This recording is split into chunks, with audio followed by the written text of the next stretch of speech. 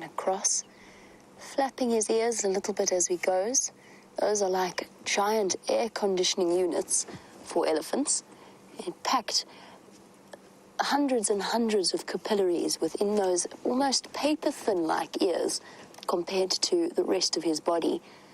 And by moving them, flapping them around, he loses heat very rapidly through them. And that's one of the ways in which such a large animal is able to live in an area where the climate is so incredibly warm. It's also lovely to be seeing elephants eating grass again. This is the first time we've really seen them this rainy season eating grass, and it's because we are in the grips of a rather fierce drought that has essentially reduced the grass growth to almost nothing this particular year. Luckily, we've had a little bit of rain towards the end of our rainy season, just before we go into our dry season. And that's actually given us given the animals rather, some grass for them to feed on. Go forward a little bit, see if we can't get a nice view of the rest of the herd that are slowly making their way towards us. Well, they will have spent the hottest part of the day in some relatively thick bush, just hiding out in the shade and feeding. Well, we are incredibly fortunate to be able to see and interact with these incredible animals. Ryan, you wanted to know, what is the most unusual or rare animal that we see or could see in this reserve? And Ryan, we've got quite a few different species, but the one that immediately springs to mind is something called a pangolin. The pangolin looks very much like an armadillo, and it is one of the most poached and trafficked animals in the entire world. I haven't seen one in this particular area yet, although I do know of people that have, and I've only ever seen two in my entire life in the wild. A very, very exciting little animal to see. And I'll show you a picture in a moment, Ryan. Here we go. That is what a pangolin looks like. Very bizarre looking creature, nocturnal and an insect eater, and those scales around its body are very, very sharp. And long claws for digging out, and some termites. Look at him having a scratch. Someone's got a very itchy ear.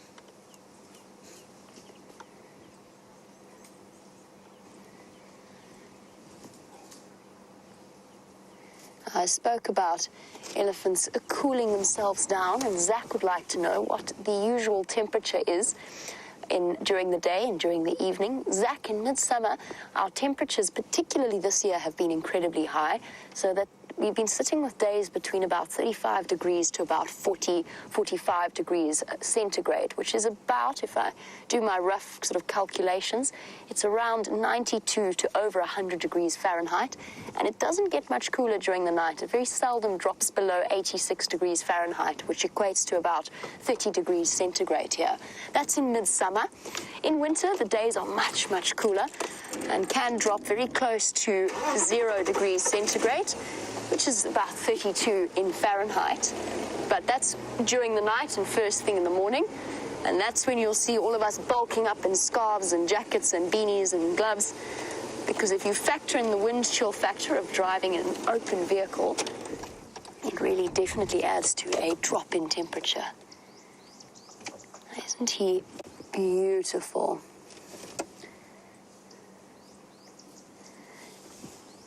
He's wandering about on the outskirts, which is very common behavior for male elephants of this particular age. John was saying, will a male elephant, leave the herd if he can't find a mate? John, male elephants at around sort of 15 years old, give or take, won't just instinctively leave their herd, they are actually actively kicked out by the females of that herd. And the reason they do that is because every member of an elephant herd is related in some way, whether they be sisters, aunts, cousins, etc.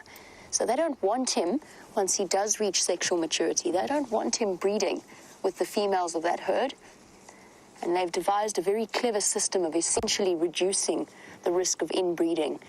So at about 15 years old, they will head off and lead a life that is large or can be largely solitary. They'll also join up because they're a little bit nervous, as you can imagine. They've spent their whole lives in this herd structure. Now all of a sudden, they're all on their own. So what they will do is they will join up with other young males of a similar age and go off in search of potential mating opportunities with herds elsewhere. And they can move incredibly far distances in order to do that. Once they reach about 30 years old and they're really mature bulls, they spend quite a long time on their own. But that doesn't mean that you never see big males in a herd. Sometimes they just happen to be in the same area as a group of females, a breeding herd of youngsters as well, as we have here. And they quite happily will join up for a couple, maybe a couple of hours, maybe even a couple of days, because ultimately elephants are highly sociable creatures. Hello, little one. So, for example, we've got this young bull here that is still part of the herd. He's reaching his teenage years, over 10 years old, and soon he will be off on his own and having to fend for himself. For now, though, he has the protection of his mum and his older sisters and his aunts.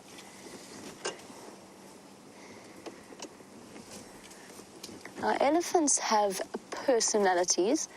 I very firmly believe that, having had many close encounters with them. There's a huge level of intelligence. But that doesn't mean that you don't get the odd elephant that is a little bit more aggressive, and they like to push or throw their weight around every now and again. Nikia, you were wondering, have I ever seen an elephant attack another animal? And yes, I have. I've never seen it go through to the point that an elephant has killed another animal, although I have seen video clips of such things. There was, for example, that the video that went viral a couple of weeks ago of an elephant attacking and killing a buffalo. I've seen them chase impala. I have seen them chase buffalo. I've seen them chase birds. And, in fact, speaking of buffalo, there is actually one moving away from this elephant herd. He's hiding there in between the trees. Look really carefully. You'll see him moving. At the moment, he's just a shape in the leaves. And that is a buffalo bull trying to get away from these elephants, or just move away from these elephants. And particularly during drought seasons, it makes the elephants somewhat more on edge than they might usually be, and we very frequently see them chasing other animals away from the waterhole. Now, there's one animal out here, and it actually goes back to one of the question about the most unusual animal to see. And there's one animal that elephants really do not like, and that is wild dogs. Now, wild dogs are our most endangered predator in this particular area. There are under 500 left in South Africa, and there's 194 in this park, and that's the biggest population anywhere in South Africa, and their population is probably about 4,000 odd in the entire Africa, or on the entire African continent. A beautiful social predator, very complex and much more geared towards stamina chasing rather than the ambush of big cats, so waiting, creeping, stalking. Wild dogs just run, which has given them a terrible reputation as livestock killers, which is one of the reasons that they have been so persecuted. But elephants really don't appreciate the presence of wild dogs close to them, and they will go out of their way to chase them. Never catch them. Wild dogs are far too fast for that.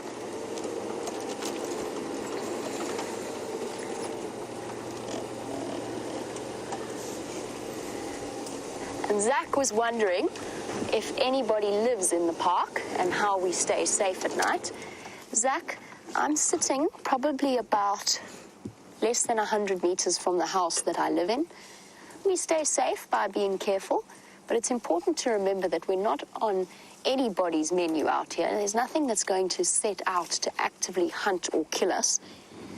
It's only rare accidental encounters when an animal has felt trapped and scared that results in either human injuries or human fatalities. As long as you treat these animals with respect, you will stay absolutely safe at night. Yes, there's lots of lodges, there's lots of guest camping sites. I would not advise sleeping out in the open in the bush. Definitely not on your own without keeping watch, because there are animals that might take advantage of that. But sleeping in a house or even sleeping in a tent is perfectly safe to do out here, as long as you know exactly what you're doing. And the Kruger National Park, which we are on the border of and open to, oh, yes, boy. Do you agree or disagree? Maybe he disagrees. He wants to tell me how big and scary he is. So, Riley, you were sort of wondering which area we are in. We're in the top sort of northeastern corner of South Africa in a place called the Greater Kruger National Park area. Now, we're on the western boundary. Sorry, had to think about my east and west there for a second. We're on the western boundary, and I'm sure your teacher will be able to show you a map at some point, in a place called the Sabi Sands. And specifically in a tiny little section that we call our own and that we are able to drive around, known as Djuma and Arathusa Game Reserves. But we are open to the Kruger National Park, and the Kruger National Park is a place that we can spend time, or that tourists can actually spend time, go into and drive themselves around amongst all of these wonderful wild creatures.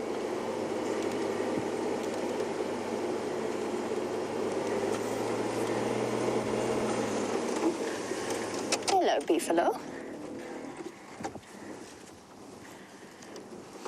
There we go. We have a buffalo in front of us, the one that I showed you earlier, moving across. Also one of the so-called Big Five. Now, this is an animal that one should pay plenty of respect to, especially a big bull like this. Over or close to 2,000 pounds in weight. And in this particular case, looks like he's blind in his right eye, unless the light is just hitting it strangely. No, maybe not. I think it might just be the light. Now, buffalo bulls are known for their somewhat, I wouldn't call it a grumpy temperament, but they don't appreciate being encountered on foot. So it is one animal that one should be exceedingly respectful and cautious of. Although it looks like a big, slow, heavy cow, many of you will know about bison and the dangers that they can potentially pose. It's always important to remember that it is a wild animal. He's capable of covering a distance of 45 feet per second if he decides to at full speed, which is a speed that's might actually even get the elephant chasing him. Here we go. Yeah, head flap.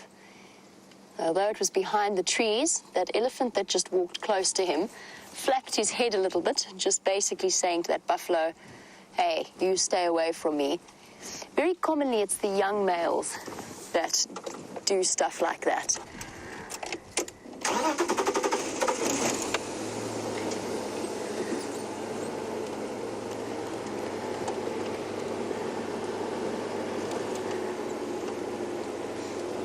Now, of course, there are other animals out here that would be exceptionally exciting to view. One of those is the biggest predator out here, and it seems as though Brent has gone looking for them. Let's see if he's found any evidence of their whereabouts. So we came looking for a group of big male lions, and right there you can see their tracks. So if you see the front there, that's the front foot, much, much bigger, and then the back foot has stepped on top of the thing. What looks like has happened here is they've been chased by elephants during the day. Unfortunately, they have been traced to the south of our traverse zone. But here we go, you can see a big male lion there, and of course with these animals, with a lot of animals, the front foot is much bigger than the back foot. You must think they've got big, heavy jaws and neck muscles to carry, or in the case of an elephant, tusks, or buffalo, horns. So you'll always find the front feet are quite often much bigger than the back feet. So we're going to continue on.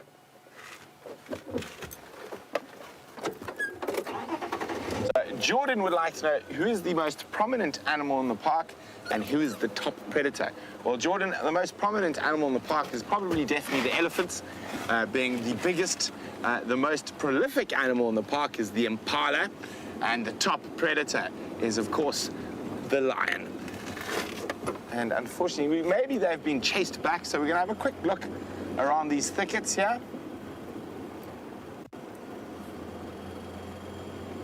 see if we can find any more tracks and hopefully find you that lion. While we do that, let's jump back on board with Jamie. I'm looking for a nice view of these elephants to show you. I've been hoping that they're going to come out and join us. Maybe even go across to one of the pans for a drink. I've also just rescued something that fell off our vehicle earlier. I had to sort of get the car as close as possible and lean backwards out of the door. Luckily, it is now safely on board. And even more excitingly, our elephants are starting to move out into the open. Look at the little one at the back. Not the youngest elephant calf I've seen, but it's still very sweet. Now, Ryan, as we watch these elephants feeding and moving past us, it's difficult perhaps to get a sense of their full scale, but you were wondering, how long does it take for an elephant to reach its full size? And Ryan, the answer to that is they never stop growing. They grow continuously throughout their lives. There's a young one at the back. He is probably about 2.5 years old. Now, the most rapid growth in an elephant life happens in its first 5 years, and then after that it continues to slow down as they grow older, but they can live up to 60 years old. You're getting... I think this little one that's coming in on our left has just been pushed closer by an older male. Ryan, they can live up to 60 years old, and they will continue to grow right up until the end of their lives. But the most rapid growth occurs when they are young, and then it slows down so that the amount that they are growing towards their end years is almost imperceptible. Their tusks will also continue to grow throughout their lives.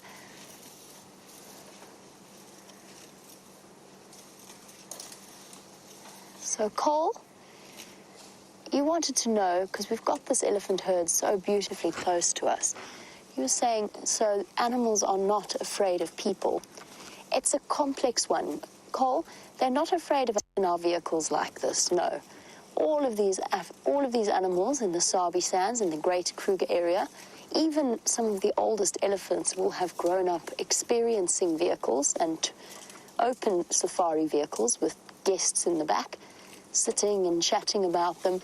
And in fact, to be completely honest, I even think that sometimes the youngsters find us highly entertaining, something to detract from their boredom whilst mom is feeding. We're as entertaining to them as they are to us. Oh, there's a tiny baby behind this female. That's a very young elephant. Look carefully at her back leg on the left side of your screen. Every now and again you'll see its ears flapping. And its tiny little trunk that's reaching in the air, but never fear, it's going to come with her. There we go. Sorry, Cole, I haven't fully answered your question, but just have a look at this. Hello, little one. Tiny elephant, under a year old for certain, just judging by that size. It would fit perfectly under mom's stomach. Hello, little one. Isn't that precious? Look how disproportionately short that trunk is. When it does become more visible, you'll be able to see what I mean. Here's the trunk. And that's so that that little elephant that hasn't quite learnt the coordination of using it yet, having a scratch on mom's leg. That's so that that little elephant doesn't trip over it, or so that it doesn't get in its way, because baby elephants have to learn to use their trunks like we have to learn to use our hands and our arms as young children. Cole, in answer to your question, yes, a lot of the time the animals are afraid of us, particularly on foot. And that is because they've had hundreds and thousands of years of evolution, with us starting and then succeeding to become the dominant apex predator. It's okay, guys. Hello, Mommy. Your baby's beautiful. I'm talking to the elephants not because they understand me, but because they understand the tone. Yes, gorgeous girl. Your baby is lovely. Hello. Hey, you cute. Watch it run down this hill. Oh.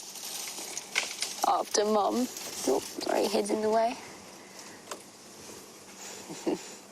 The whole herd being guided by the gentle rumbles of the females, telling the animals where to go. There they go.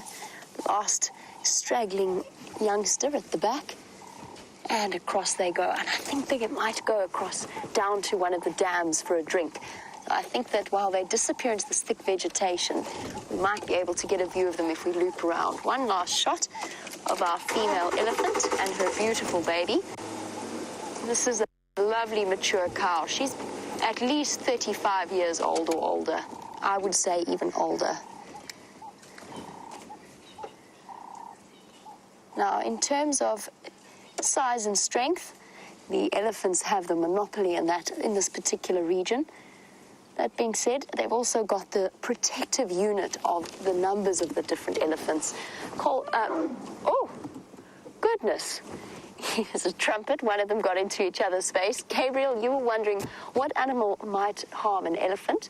The only real answer to that is lions are probably the only predator capable of tackling an elephant, and only in exceptionally unusual circumstances. So there's a pride in Botswana that has been known to specialize in picking off and killing young elephant bulls that have just moved to the outskirts of the herd, but only ever in situations where their food is at a bit of a premium and they're struggling. After that, the only other threat to elephants is us. We are the biggest threat to them, hands down, whether through poaching, habitat loss, interactions between or conflict between elephants and people regarding crops. Almost all wilderness areas now within Africa are surrounded to some extent by agricultural setups, so local communities that have farming, and a fence cannot stop an elephant. If an elephant wants to go through a fence, it will go through a fence. They are big enough and intelligent enough to know how to handle it. And I'm afraid this will be our last view of this herd for now, since they are going to disappear into a thick block, all led by a female. A matriarchal system, a truly matriarchal system. So although the males are bigger and stronger than the females, it is the female-based unit of the herd that is so important to them. Led and guided by the oldest female, and usually the oldest female in the group. Sometimes it's her daughter when she gets to an age where she's a little bit too old to lead the herd. And she will decide where they go. She will discipline youngsters. She will teach the rest of the young females how to go about looking after calves and looking after the rest of the herd. And her memory will span back the entire lifespan of her life. We've come now to the end of our school drive. So, Mrs. Mykoff's class, it's been wonderful to have you on board. I hope that you keep watching. Don't forget, we do this twice a day, every day, and you'll be able to find out from your teacher information as to where you can watch it. Either way, I hope that you've enjoyed your afternoon and that you enjoy the rest of your school day further and have a fantastic time. We'll see you on the back soon. Right, let us find out what Brent is up to. So, unfortunately, those lions have evaded us, but that is what happens out in the bush. So they've headed off on a territorial patrol, and they will probably be heard roaring tonight. They have roared an incredible amount last night, and hopefully they'll be back in not too long. So at the moment, Jeandre and I are going to go see if we can find a leopard, but probably not before you guys have to leave us. So we've got one last little thing to show you. And we're nearly there.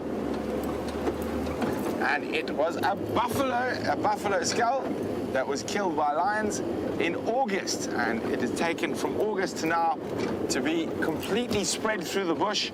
Very few bones around and only the skull left. There we go. Now that's all that's left of a big buffalo. in a few months out here in the bush. And it is a completely interconnected system where everything has its part. There's even one species of fish moth that eats the horns that no one else can eat. And slowly over time, between sun, porcupines, and whatnot, there's not even going to be a bone left because they'll chew on that for the calcium. But to Mrs. Wycroft's class, thanks for joining us. And don't forget, you can always join us when you're at home on Wild Safari Live. So have a great rest of your school day, and we're going to head off and see what else we can find.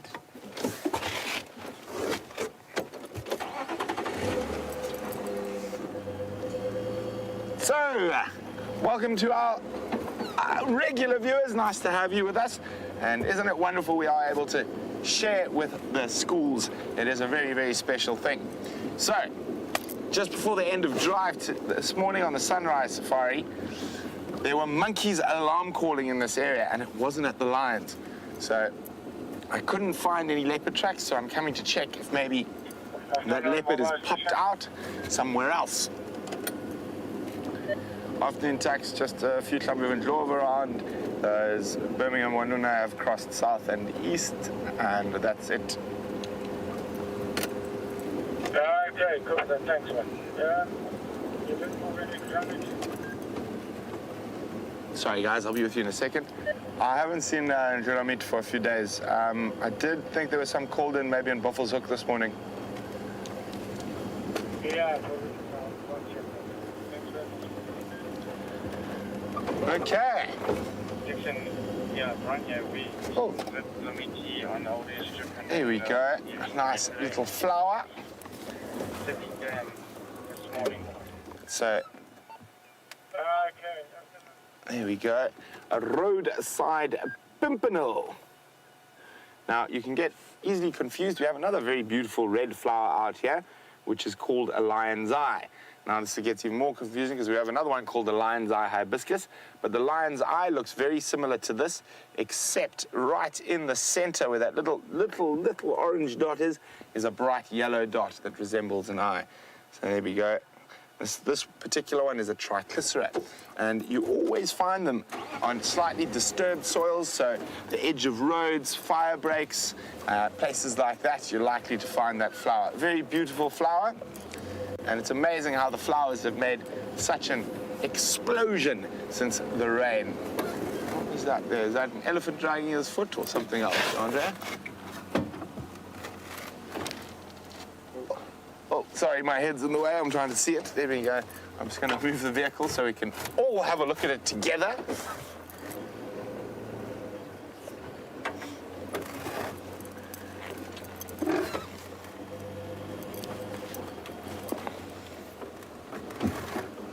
Okay, so an interesting track. I thought it might be an elephant dragging its foot or a drag mark, but there we can actually see, if we come out a bit, it is a buffalo dragging his foot. Let me just have a closer look. Sorry, I apologize. It's a giraffe, a big male giraffe who's been dragging his feet around. And you can see there, not lifting his feet. So it made those little scuff marks there. You can see the nice big giraffe hoof. Well, maybe we can catch up with him because I did drive down this road on the Sunrise Safari. So maybe we will find the giraffe who has a lazy walk.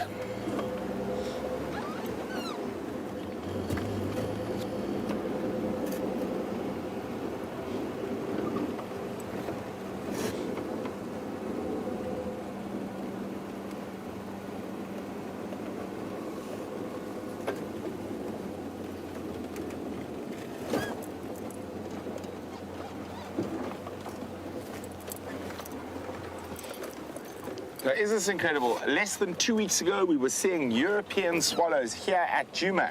And Joan in England said, the first European swallow was seen on the south coast of England today.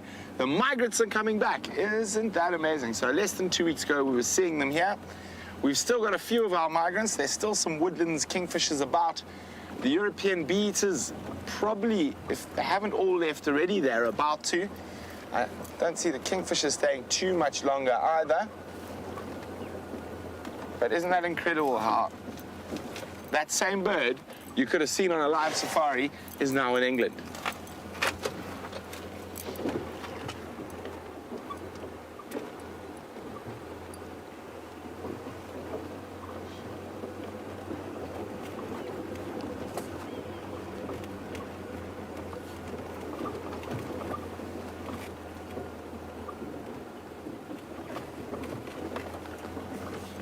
So I'm hoping we are going to find a leopard this evening. We are going to be checking very carefully.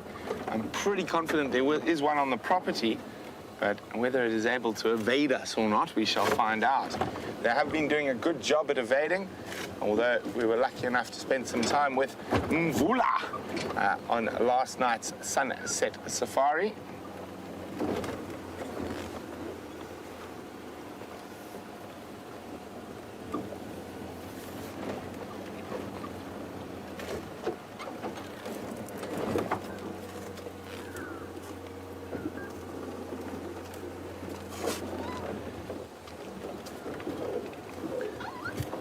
Debbie would like to know, are there any ripe fruits around at the moment? Debbie, there were a few ripe guarries about a week or two ago, but I haven't seen any yet. I will keep my eye open, and if they are edible, I'll definitely take advantage of having a snack while on safari.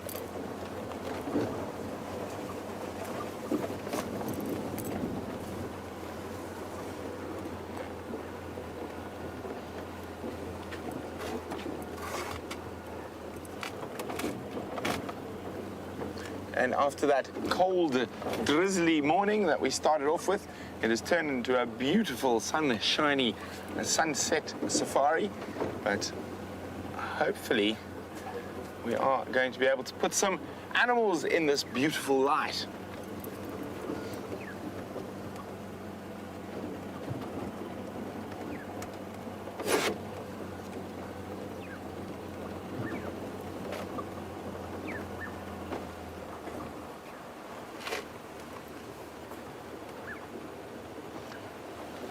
So Will would like to know a little bit about my favorite animal, the African wild dog. He'd like to know, when is their denning season? Well, right now is mating season if you're a wild dog, and denning season will normally start in May. Early May, but early, middle to late May, but they will start mating and searching for potential den sites already at this very moment. So if we do catch up with the wild dogs, which I'm very much hoping we do, let's cross fingers that they den either on or close to Juma, because when they do den, they are very locally based for about 3 months, so it gives amazing opportunity to actually see them. What was that there, John? Can you have a look for me? Oh no, track, sorry. No, nothing there. Honey badger, maybe. Let's have a quick look.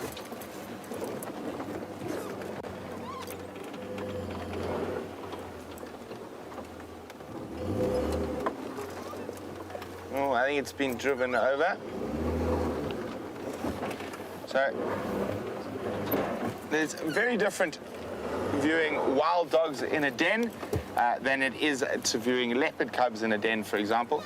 So wild dogs, we'll view them very similarly to view hyenas. So we will look at them from when they are very, very small. And wild dogs will almost always, I say almost always, there's always exceptions to the rule, leave a babysitter with the den in the early, when the pups are still very young, it'll be a mom. It'll be the mom, and a little bit later, it'll be one of the last litter or the litter before.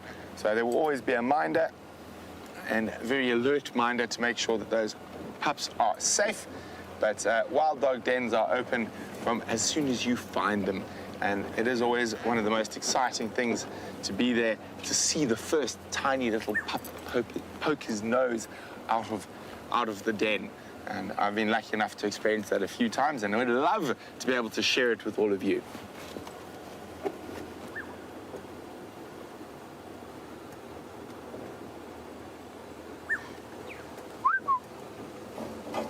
An oriole calling in the little stream bed to our right.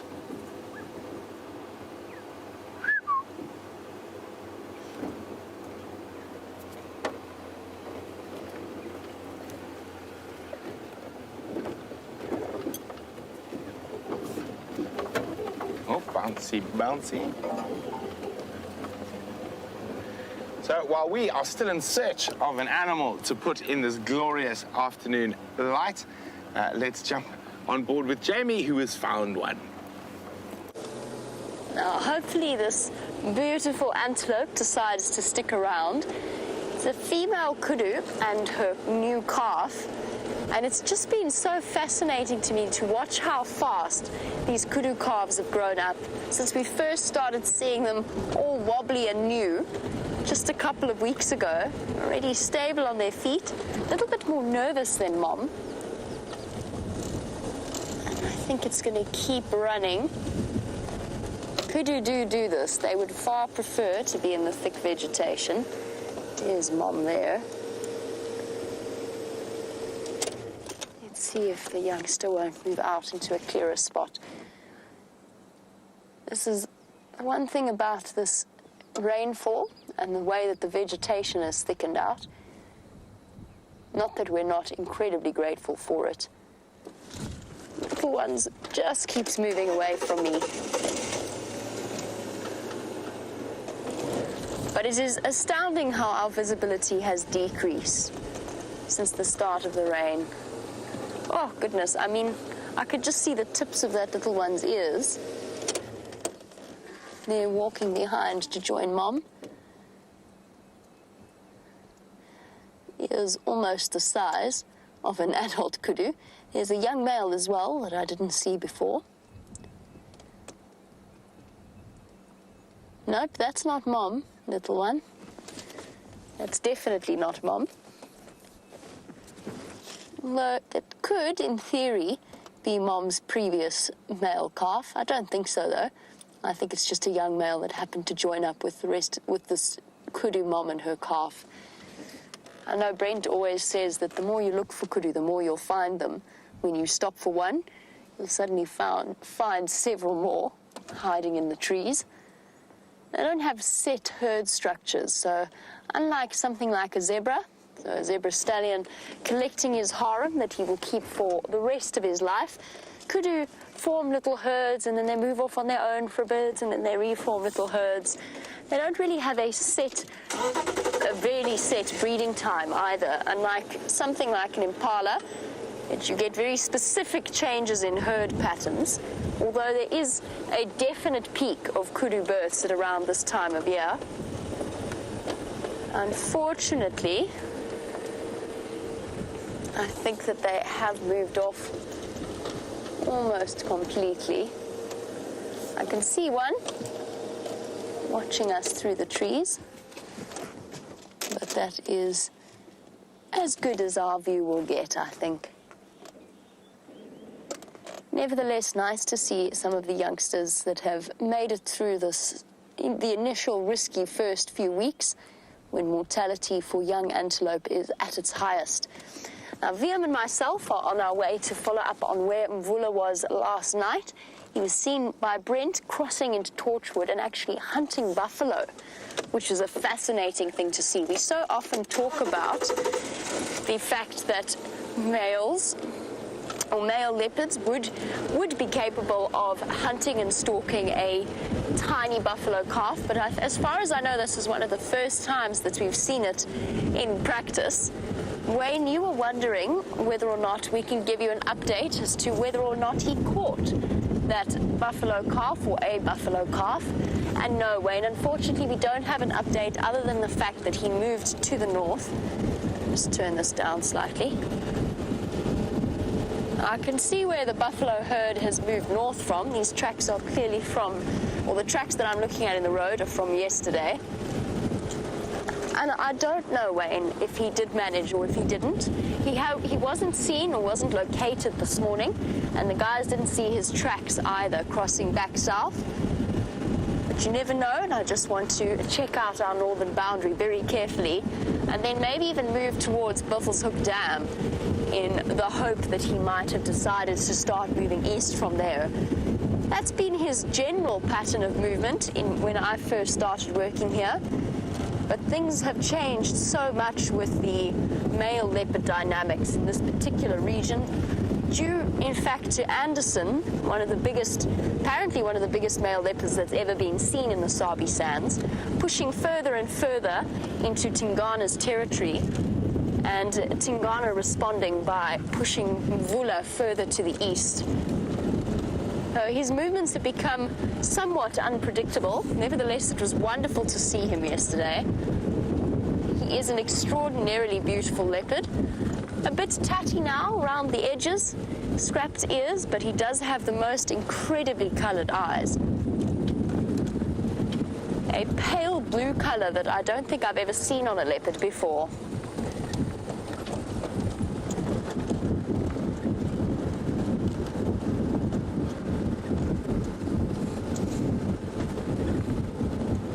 Now, Catherine, I'm glad that you have been enjoying our safaris. Catherine is saying that it is such a privilege to be able to go out on safari twice a day, every day, and see leopards and lions and elephants, and that she's incredibly grateful for this opportunity.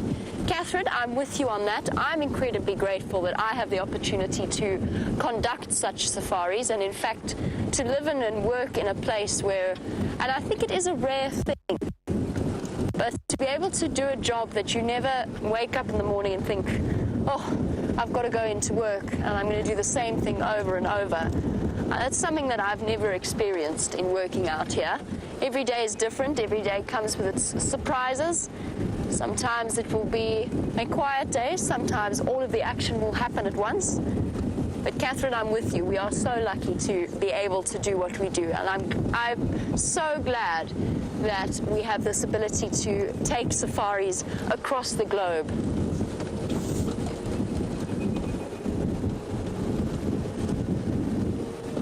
Well, the one thing is that there's lots and lots of water around, lots of groundwater around at the moment. The animals aren't having to move between few and far dams. They can stop off at a level and have a quick drink.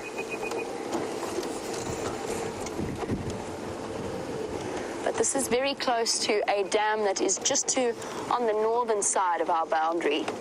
Even there's puddles in the dirt. So lots of fresh water around. Now, from what I understand, that Mvula was seen just in this area. Now, of course, the chances of him being in exactly the same place are pretty much next to nothing. But it is a good place to start in order to try and see if we can't figure out where his tracks have gone. Already, this puddle where I stopped to look for frogs the other night is slowly depleting. And in fact, the grass has essentially, since Verma and myself stopped here to listen to frogs, when was that? That was probably about a week ago. And the grass has quadrupled in size. It is something so wonderful to see. And all of the grass. I mentioned it earlier during our school drive. To see the elephants munching on grass again is also such a wonderful thing. Now I'm going to take a shot in the dark and guess that Vula decided to go east from here and not further into Buffelshoek. And I think that will be our plan for the afternoon, to go and check and see if we don't find his tracks popping out somewhere here. Also, I owe everybody an apology, sort of an apology. I mean, you can never predict exactly what's going to happen out here, and I don't pretend to be able to. But so much for my theory that the Birmingham boys were going to be lying up at Twin Dams for the rest of the day. I can't believe they decided to up and move. There's a little dwarf-tailed mongoose, but it's being very shy. It was beautifully out in the open when I stopped, and as soon as I stopped, it decided to keep running. But there, if we look at up in the top of the dead tree, that is a very common sight to see at a dwarf mongoose sighting. A yellow-billed hornbill that is foraging alongside them. Oh, and in fact, I'm looking up in the tree, but there was one even closer. It's now flown away. That seems to be the pattern of the day, is every time I point to a bird, it flies away. Or if I point to a small animal, it decides to run away. It's just one of those things. But dwarf mongoose and yellow-billed hornbills do have that very tight relation or symbiotic relationship, and it's a mutualistic relationship between the two. The hornbills provide an extra pair of eyes up high, so they're more likely to spot a threat faster than the mongoose. And in return, they pick up the scraps of whatever the mongoose are foraging for and happen to leave behind. Mongoose are quite messy eaters. They kind of shovel everything into their face and chew it as quickly as possible. And very often that leaves little bits that are perfect hornbill-sized, bite-sized snacks. Something like the equivalent of eating insect-themed popcorn.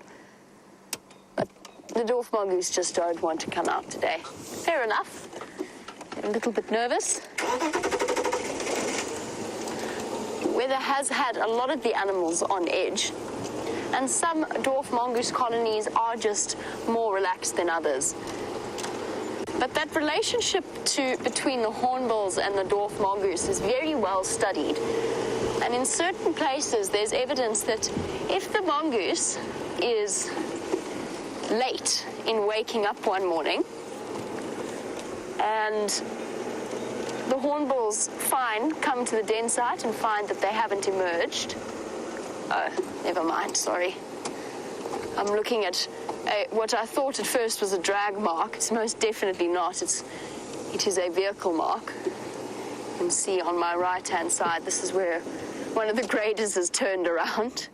I got really excited for a moment. I was thinking about Mvula and a giant kill. I think that might have been a little bit optimistic. Nevertheless, talking about dwarf mongoose, hornbills will actually go and call at the entrance to a dwarf mongoose burrow in order to wake them up.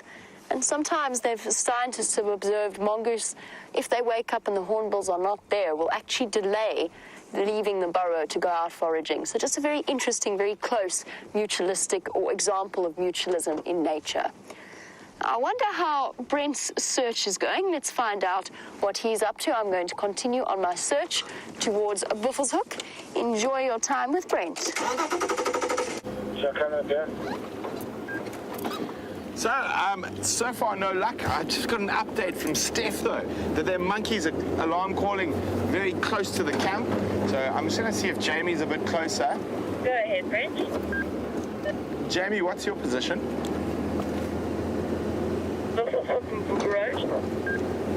Copy. Steph's got audio of Nkau colouring. He says around Gallagher shortcuts close to camp. If you're much closer, I don't know if you want to go have a look.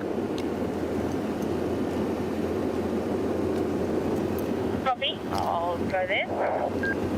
Steph is following up on foot in the area. Okay, so Jamie's much closer, so I'm not going to speed off there. Steph's gone for a walk. He heard the monkey's alarm calling and he's headed off to go see if he can find what they're shouting at. So I've heard a report of a big herd of buffalo that might be crossing into Juma, so we're going to slowly make our way towards that area. Who knows, maybe Mvula is still trying to catch a baby buffalo.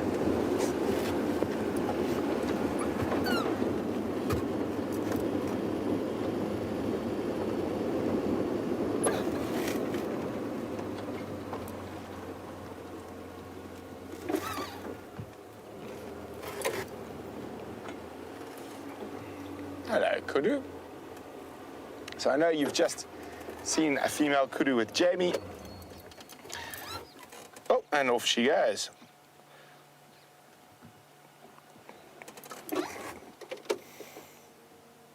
Bye-bye, kudu. Let's go look for the buffalo. So Thomas is wondering, are there any reptiles here? And have I ever seen a black mamba? Thomas, we've actually seen them on the live drives quite a few times. Jamie and myself have both had really spectacular sightings of black mambas close to 3 meters in length. And who knows, maybe we'll find another one today.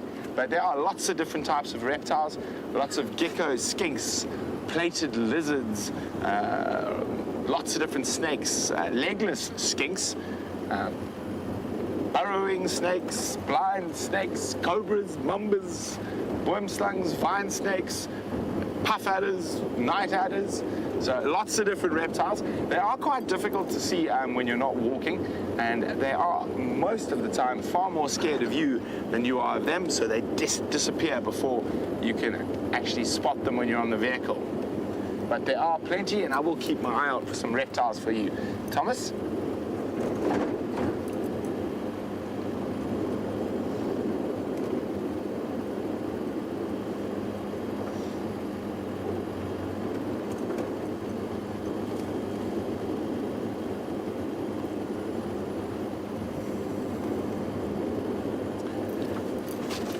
So Ravi in New York would like to know what species of biting and stinging ants are native to this area.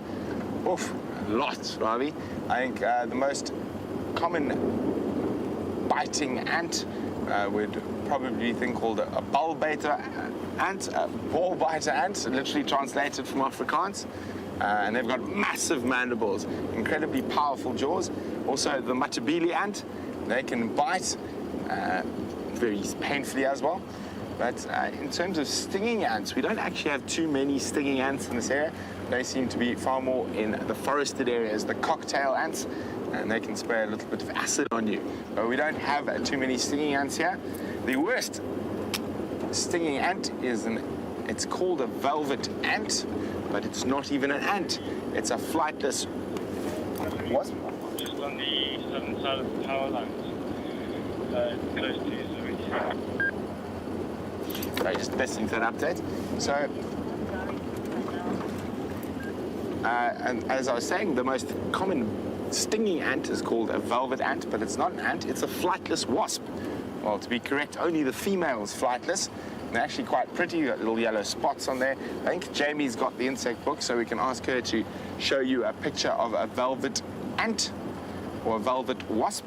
And one of the funny things about them is that when the males who have wings come to mate with the females, they'll literally swoop from above, pick them up, mate with them while in the air, and then when they're done, just drop them and carry off on their way. So a very interesting breeding strategy and quite unusual in wasps that only one of the sexes has wings.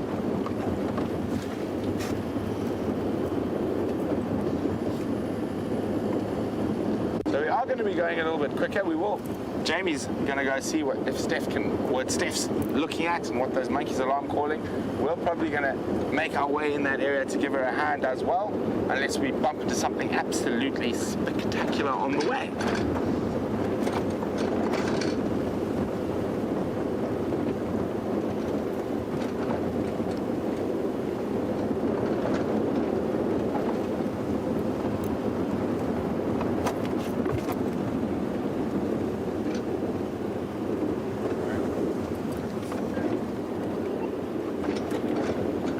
Standing by. Right.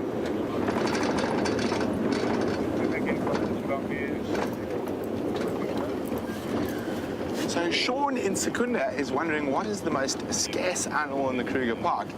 Well, Sean, I suppose it all depends on what area of the Kruger you're looking at. I would say in this area, it's probably the aardwolf, which is a member of the Hyaenidae family, but looks very similar to a striped hyena, but it only eats termites. They're very, very scarce. Then, of course, your normal scarcities, pangolin and aardvark. Caracal is also quite a scarce one. So serval a bit more common than the others. And definitely from the bird front, there's some incredibly scarce species. One of the only places you can find racket-tailed rollers is in northern Kruger, in Pafuri. And they've got some incredible birding up there. But it all depends on the different area of the park you're in. And each area will have its own sort of regional scarcities that might be more common in another area of the park, depending on soil types, grass types, rock types, etc. Lots of spider webs today.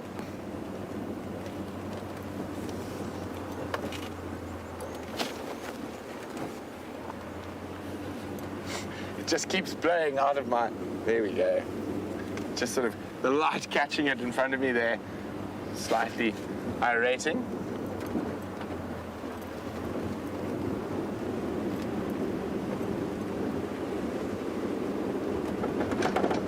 So I'm trying to see where this buffalo herd is.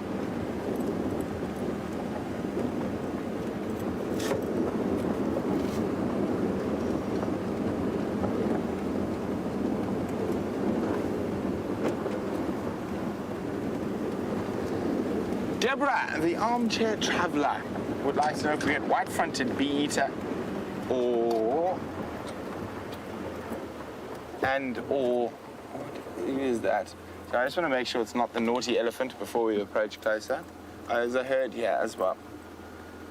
So quickly across to Jamie, she's got something.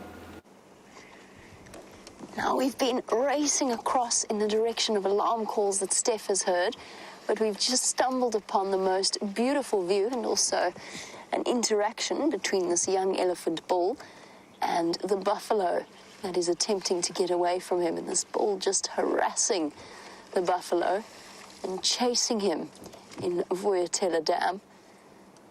Shame, and all the poor buffalo wants to do is move away.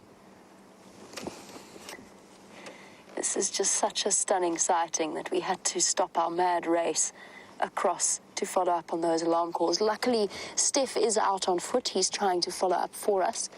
So hopefully he will be able to update us. Monkey's alarm calling. Look at this elephant splashing the buffalo. And elephants scattered all around the pan and the open area around Vuyatela Dam.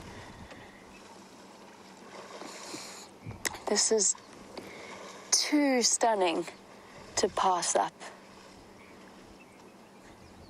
The buffalo and the elephant reaching the conclusion, I think for now, of their disagreement over water space. Little bull has decided to stop and feed. Okay, we're going to race off across in the direction of those alarm calls.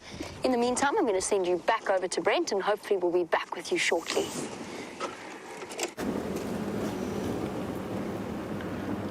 So, and those elephants we saw, unfortunately, rushed off into the thicket. And we're now at a traffic jam. I'm not sure what for. Let's see. How's Mikey? What you got there? Sorry? My ticket's off. Okay, well, we're going to follow up on some monkey alarm calls. So, oh, look, there's a baby. Very young little dwarf mongoose. Hello.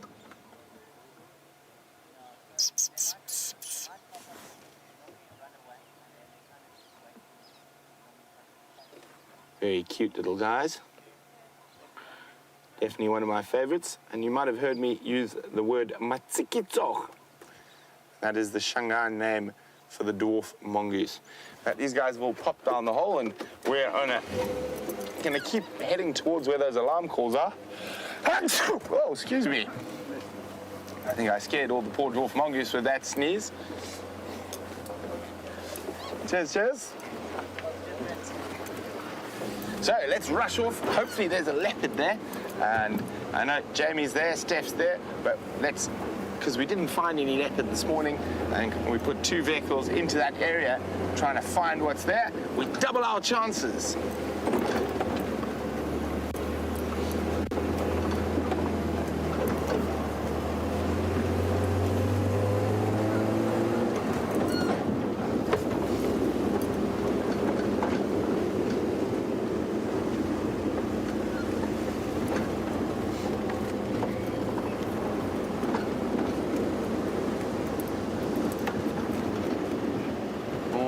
Check carefully, you never know. Protecting bush from me, no.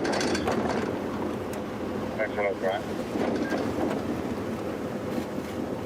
So while we're making our way towards those alarm calls, let's see how clever you guys are. We're talking about scarce species.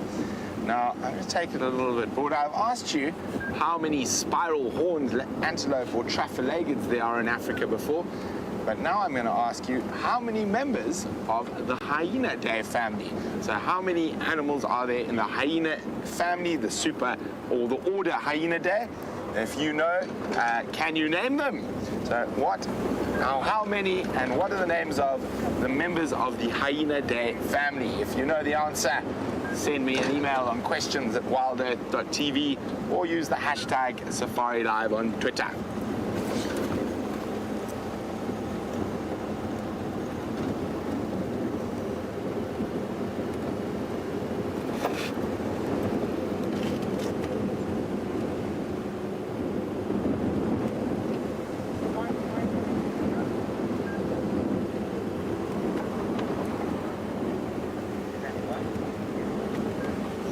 Okay. Sorry guys, just gotta listen to the radio.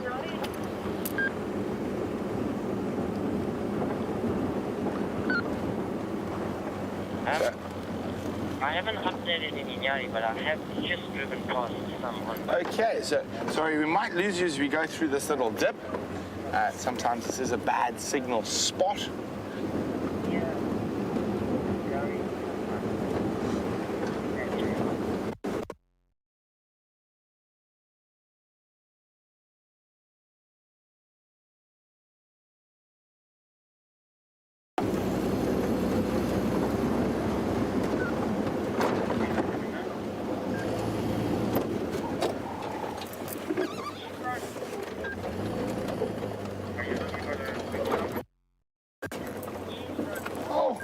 Okay, I just heard something might have scared a bunch of elephants at the Juma Dam Cam, so let's go have a look. Is he going to fly away? If we can get him, it could be a good one. As he scuttled. I didn't see him fly out. He might be just hiding in the thicket here. There was a little black-crowned chagra. And he is smarter than me. And made his disappearance. Off you guys. So we'll go see what scared those ellies. In the next sort of 15 minutes or so, maybe half an hour.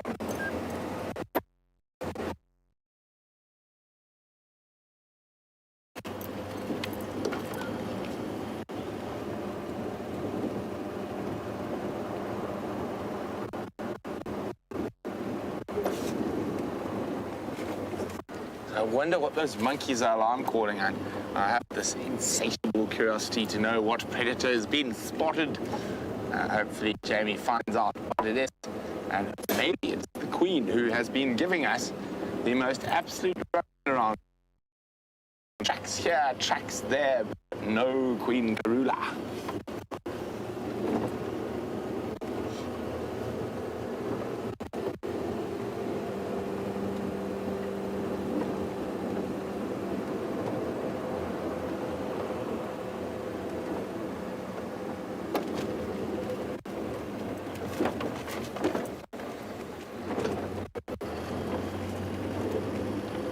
So we're nearly at the Juma Dam Cam. I wonder what spooked those ellies.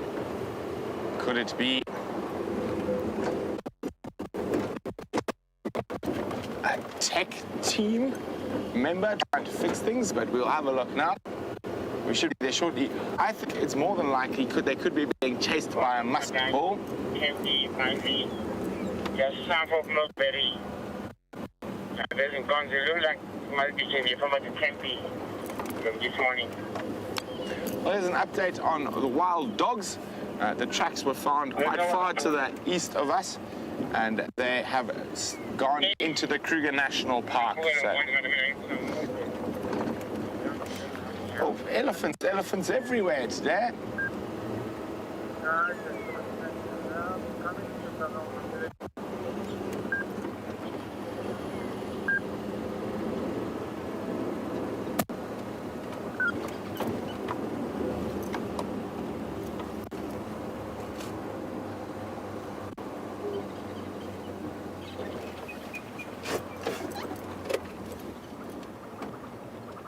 So well done to James, Lee Pad, and Maggie M. who have got the answers to that Hyena Day quiz spot on. It is striped hyena, brown hyena, spotted hyena, and of course the aardwolf who we were talking about. And we're here with the Stumpy Trunk family, and there's the little boy. Hello, mister. And there's the female. So this is a nice little herd of elephants we do see quite regularly.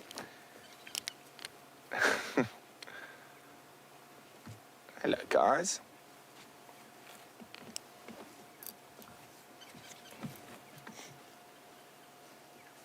Always amazes me how the adult female there, look how she's even able to pick grass with that shortened trunk.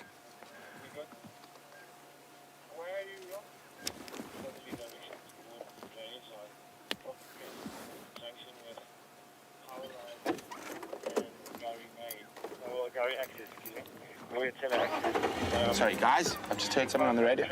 We did find a dead python, perhaps just feeding on that, I'm not sure.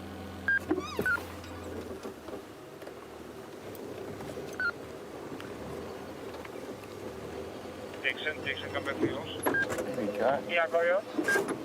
Dixon, Elise. there was some small slump involved, and now So they are moving on quite a mission, so if they move off into the bush, we're not going to follow them off road. There we go, and we're going to have a look at, you can see her trunk when we get a little bit closer. Good afternoon, Jack.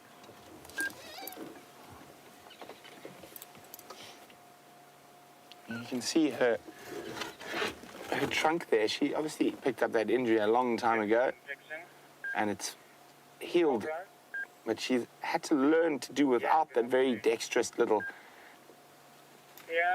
twin. And it is amazing how she has adapted, and she's got a young baby at the moment who's very healthy. Now, Tom in Dallas is wondering, could a young elephant who gets a fright spark a charge from a whole herd? Most definitely, it can happen, but fortunately, it doesn't happen too often.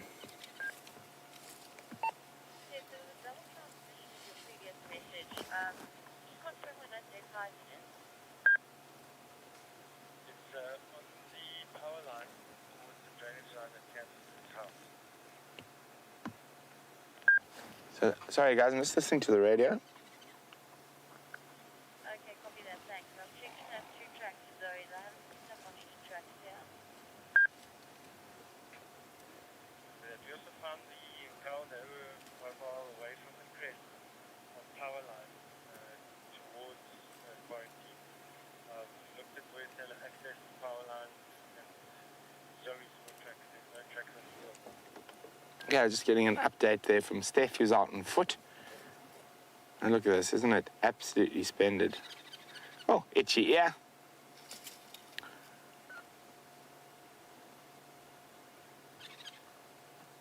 It looks like they're going to head off into those thickets. We'll try to get a few more glimpses of them.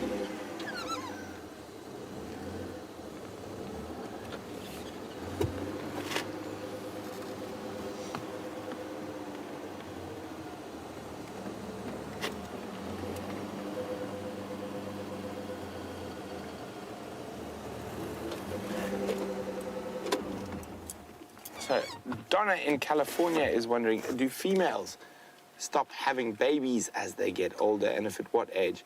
Donna, they'll probably stop having babies once they get to around 50 years old.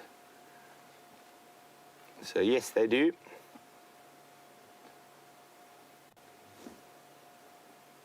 can see not the best spot to see them. There are lots of ellies around at the moment. You can see, just see the trees being plucked apart.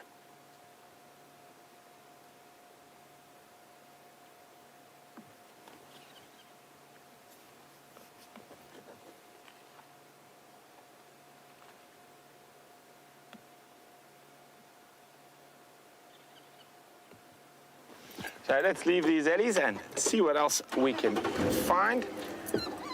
There you go, coming out into the open. Well, let's stay a little bit longer then. Well, open being a strong word, but maybe just coming into a little window.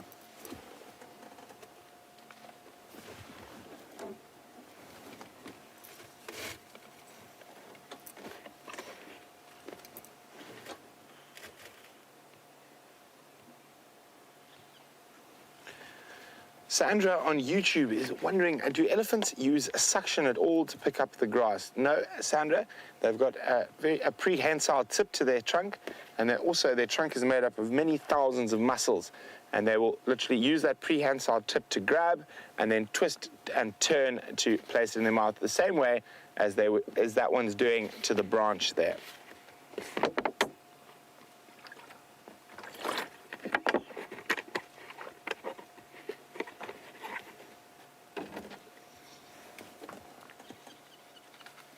There we go. You can see how the trunk is curled, and that little tip is actually a prehensile. So you imagine, there we go, you can actually see it there, slightly tip, curl, and then pop in the mouth. So basically they've got a little hand at the end of their trunk that enables them to grip small things.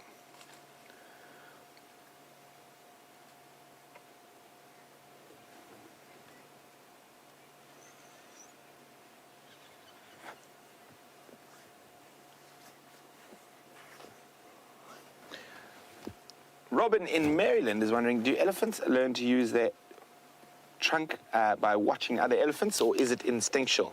I'd say it's mostly instinctual. When the young guys are born, they're actually not very good at losing their trunk, and they actually have to teach themselves almost by just playing with their trunk. There might be a very little bit of learning from watching others, but I don't think so. I think they just eventually will figure it out for themselves.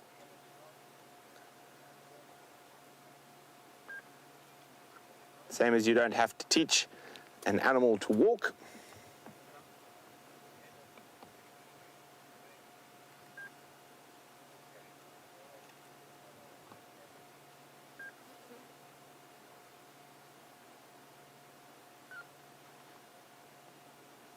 Hungry elephant. So a big elephant bull will eat over 400 pounds of vegetable matter in a day. Little one like this probably does close on 200 pounds, and elephants will feed throughout the day and night. They will take little respites throughout that period, but they are constantly eating. They don't have the best digestive system, only extracting about 60 to 70% of the potential nutrients in their food, and passing out a lot of nutrients, but in doing so, their dung is very important to a lot of other animals who will feed out of it, and also very important for seeds to germinate from.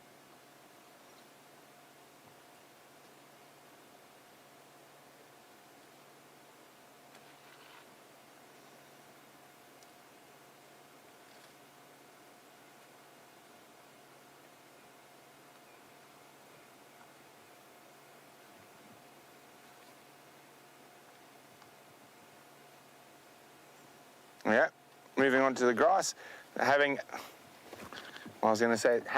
turf and aerial meal today. So from the ground to the leaves, getting the best of both worlds after the rain.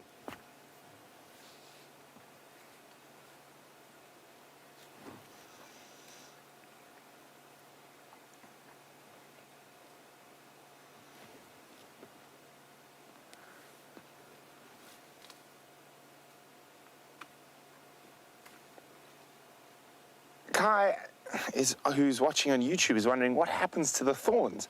Well, Kai, like a little branch, they'll go through to the stomach. Some of it will be digested if it's small enough. If not, it'll just be passed out. So, guys, I've got a hunch about where we should go check next. So, as soon as these eddies move off, I'm going to do the same. This little one is having a serious feast, though. So this one's probably around 10, 11 years old, a young female.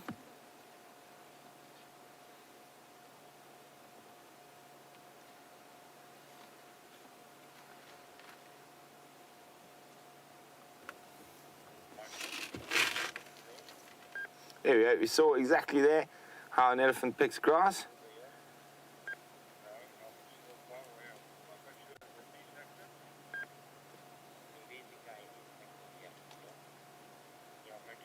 So there we go. As that little eddy disappears into the bush, we're going to head up towards the western corner of Djuma and see what's happening in that area.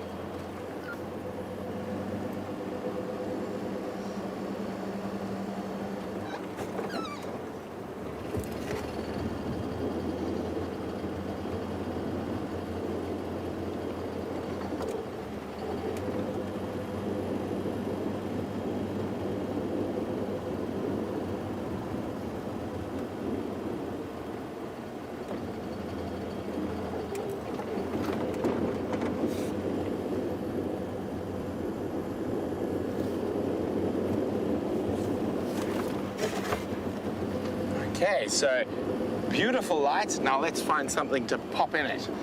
Jean-Ray, what would you like? Leopard. Leopard. Okay, let's go look for a leopard. I'm feeling lucky. Jean-Ray and I have had some decent leopard luck in the last 24 hours. With Mvula popping up in front of us. Yesterday while we were with that buffalo herd.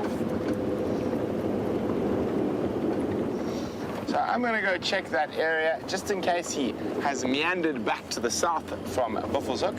So let's see if there are any tracks in that area where we had Mvula yesterday.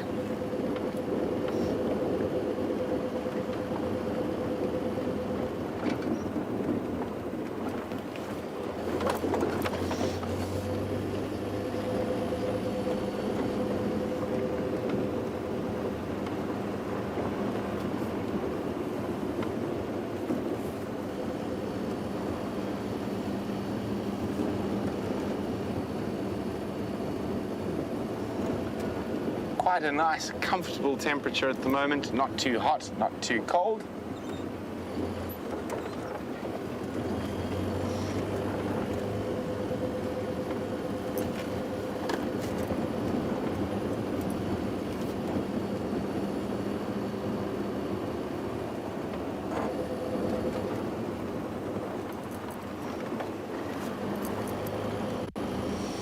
Sometimes quite nice to just drive and enjoy the light.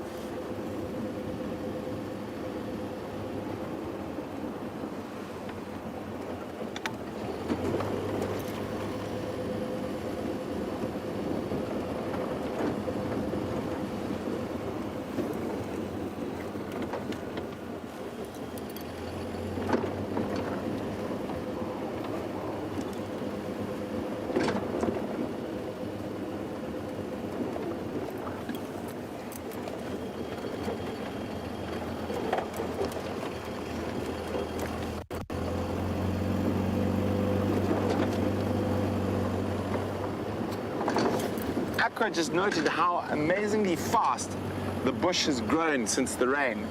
A week or two ago, we had ellies in full view for long distances, but now the leaves have just exploded and the elephants are able to disappear quite quickly into some of these thickets, which were not so thick 3 weeks ago.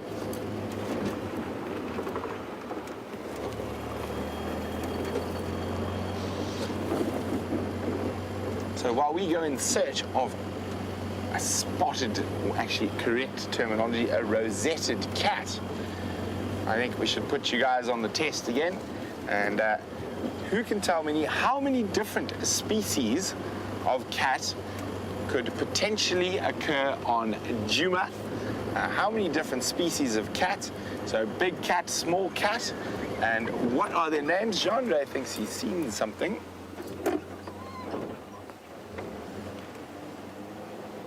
So let's just have a look what we got here. What tracks did you see? Jean-Andre, well spotted hyena tracks.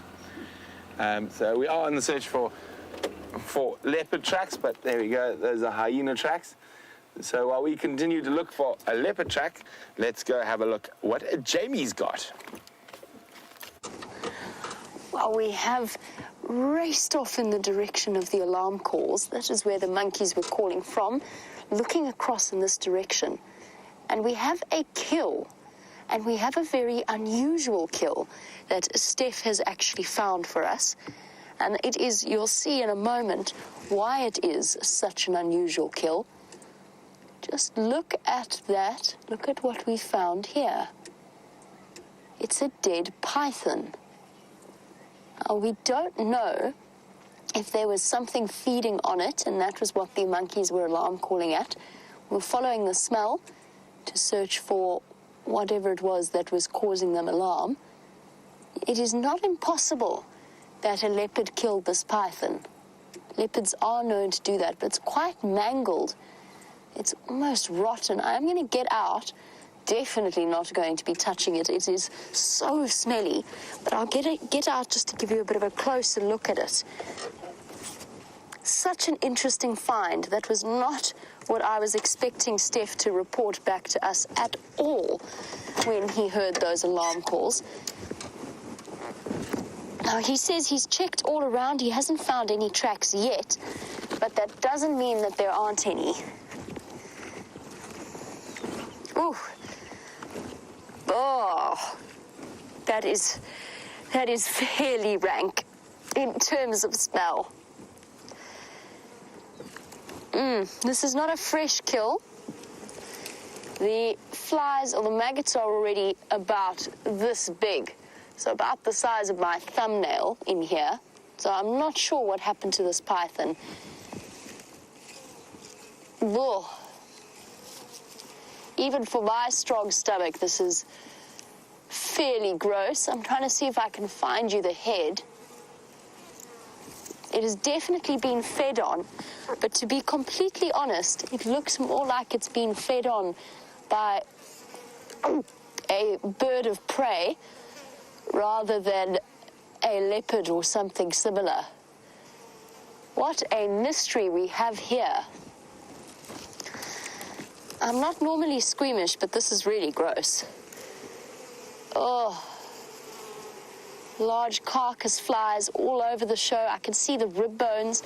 Unfortunately, I can't get the car in close enough to show you properly. Oh, it's so squishy.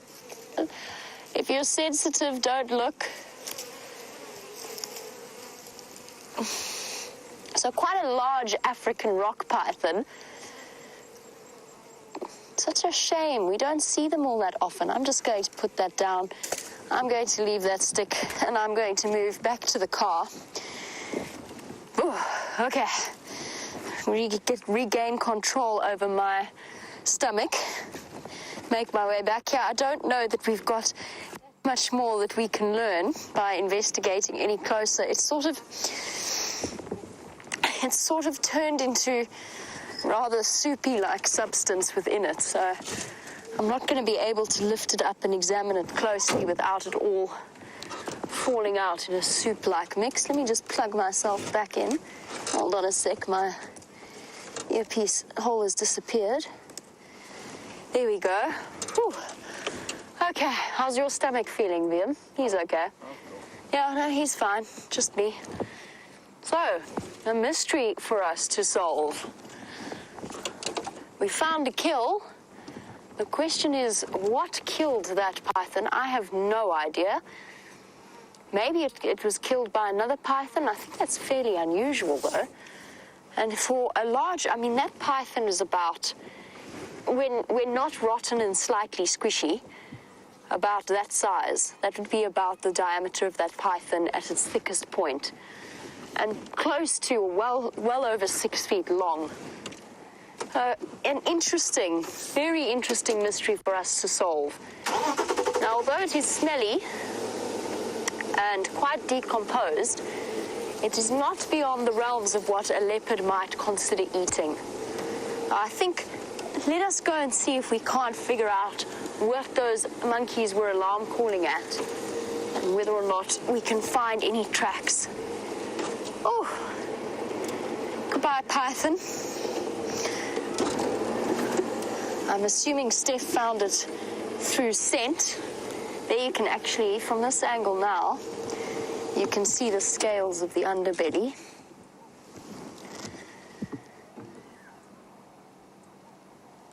And the skin. And those flies with the large red eyes are large carcass flies. So interesting to see them settling on a python like this.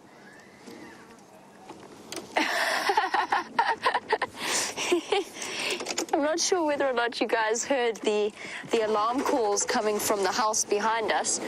Those were alarm calls of a small child, not alarm calls from a monkey or anything like that. Just hear, I could just hear Mike shouting instructions. It's very funny. Their kids are so well behaved. We live next door to them and they really have the most wonderful children. There is a bird of prey sitting up in one of these trees, I noticed. That would also be a likely suspect for whatever's been munching on our snake. I don't know where it's gone now. In fact, I've lost it completely. I think it has flown off probably when I got up and started investigating that kill.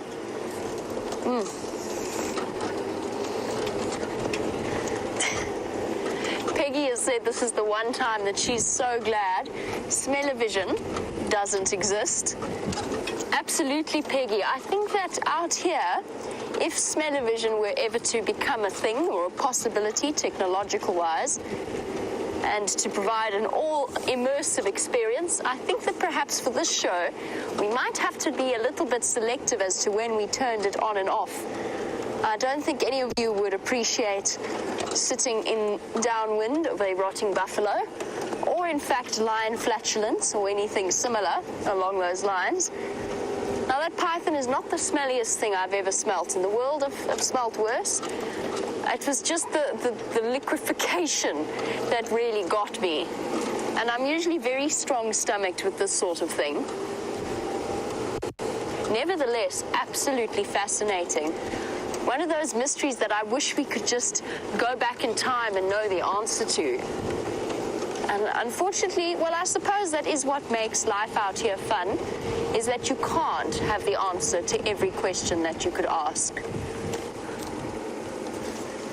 Oh, I made the same mistake as Genre there, pulling over for hyena tracks.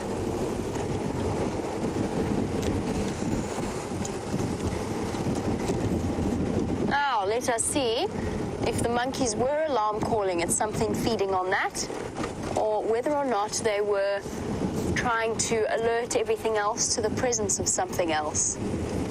And check really carefully all along the power lines road. Steph saw them round about where we are now. He said it was difficult to gauge exactly what they were looking at. We shall, oh no, this isn't the road I want to be on, sorry. I've already checked this road in my mad race to get here. Whew. Just going to have a sip of water, try and rid myself of the aftertaste of that scent.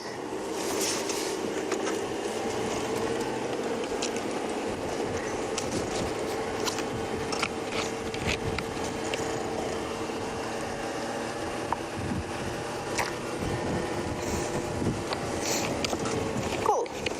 Quick gulp of water and on with our search. We started off our afternoon after the elephants looking for a leopard anyway, looking for a mvula. Generally when monkeys alarm call, there's a couple of different animals that they will call for. They'll call for a large eagle, they will call for lions, they will alarm call for snakes, and they will alarm call for leopards and lions. And master trackers like Renius would probably be able to tell you exactly which alarm or which call they're making for what animal. For us, I don't think any of us have quite got to the point where we can differentiate as clearly. But as soon as the monkeys start going, they're trying to tell us something, and they've got the most extraordinary eyesight. And that coupled with the fact that they sit up high, means that they are far more likely to spot a potential threat. So keep your eyes peeled. Steph said after he saw them, they started running a bit further to the south of where we are, which suggests to me that whatever the threat was, they certainly wouldn't be running towards it. So that makes more sense that it's on the north of us.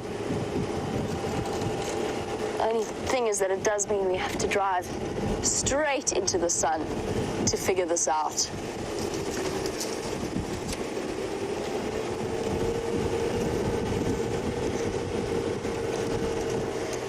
I'm going to concentrate on tracking and checking around this area very, very carefully. While I do that, let's get an update from Brent.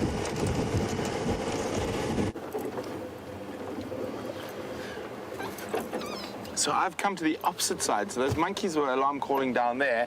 I'm just coming to check in case that whatever they were alarming hasn't come this way. And I did see some leopard tracks, but I've got a sneaky suspicion. I'm going to go have another look at them. I just had a quick glance as we went past. But those could be Mvula's tracks from yesterday. And I'll show you them in about 5 seconds.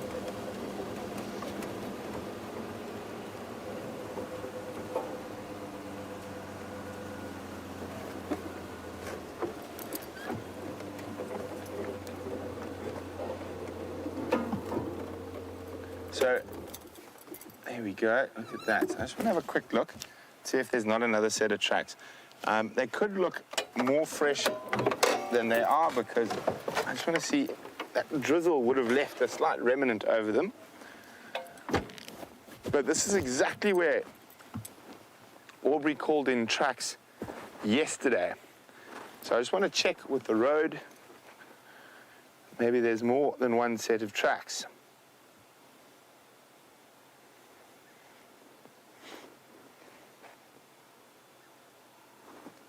I'm going to have a closer look at these ones that are so beautifully clear here. I'm trying to remember when they dragged this road. See, when you get down and have a little bit closer of a look, you can actually see the little marks from the rain. So these tracks are from yesterday, not from today.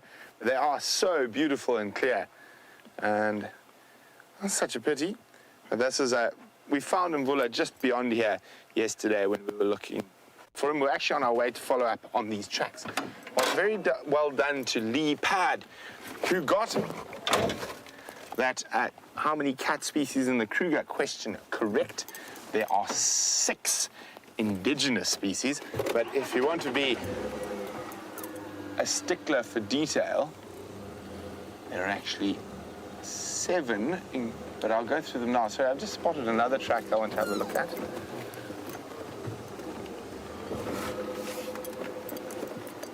That's all hyena tracks here.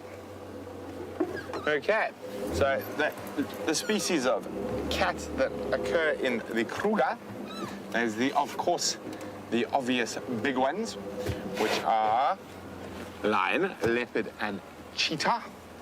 And then the smaller cats, we have serval, caracal, and the last one is an African wildcat. But if you want to be a real stickler for the facts, unfortunately, especially on the edge of Kruger, where it is close to local communities, you can add a 7 species Felis domestos, the domestic house cat. So that's 6 indigenous wild species and the occasional feral cat. Now, those feral cats are actually a very big problem, and if they are found in any of the reserves, they're destroyed on site.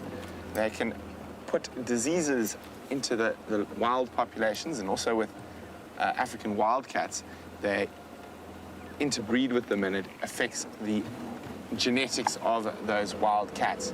Quite often those feral cats are very, very inbred and not very well looked after, so they've got lots of nasties in their systems.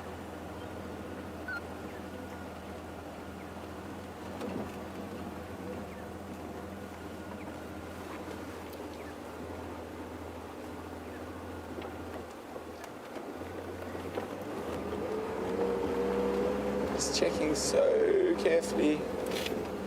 There's a hyena again. Yep. And it's amazing, with this rain, finding some of these cats, particularly things like leopards, has become that much more challenging. Your visibility from the road has been cut down immensely. Oh, did you spot that, Chandra? You're not going to see them too much from going forward. Oh no, he's going to disappear. There was a little woodlands kingfisher, but there he took off. They're going to be departing for warmer climes, heading up back to Central and West Africa. While we continue to check through here, Jamie has got a piggy to show you. I did have a piggy to show you. Unfortunately, as is par for the course over the last sort of 2 drives, my pig is now gone. There he is, right at the back there. He's about to disappear. It is a very large male.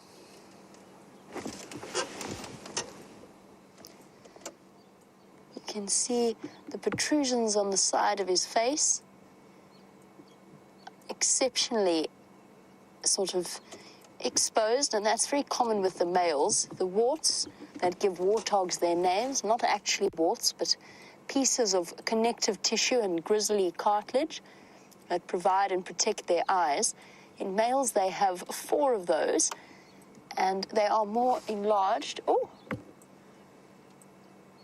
interesting. Female coming running in. They're more enlarged in males because they have a protective function. She positively galloped towards this handsome gentleman. Oh, on the bush as she goes. Is she going to come out to the right? Yeah, she's coming. Is she racing into this male? Or is she racing for another reason? I can't quite decide. I mean, I think he's pretty attractive in warthog standards, whatever warthog standards might be. No. Oh, that's a bit disappointing. I was hoping she was going to go running to greet him. Go forward a little bit further. No, he's going to disappear, unfortunately. There's also another animal hiding, and it just goes to show what kind of, or how different it is walking during a wet and rainy summer as opposed to a winter or in the drought-like conditions we've been experiencing. First of all, there's muddy pans everywhere. Second of all, there are buffalo bulls everywhere, and they're not nearly as visible as they were when the vegetation was slightly browner and less dense and thick. Can you believe that there's a buffalo hiding there? We are not more than 30 meters away, so not really more than 90-odd feet. And he's almost completely invisible to us, particularly when facing directly into the sun. So an important thing to remember when walking about in the bush during this time of year, and that's one of the reasons why it's nice to know the positions of all the different pans in an area, so that you don't find yourself stumbling into a buffalo like that. I'm still on my search for whatever it was that caused the monkeys such distress. So far, no tracks to report. There's also there were a couple of kudu moving about close to where the monkeys were. And as far as, from what Steph told me, he didn't hear any other alarm calls other than the monkeys. Kudu, of course, having that deep booming bark that is low in pitch in order to move through, being able to move through dense vegetation and carry the sound further. So whatever it was that the monkeys spotted, the kudu did not.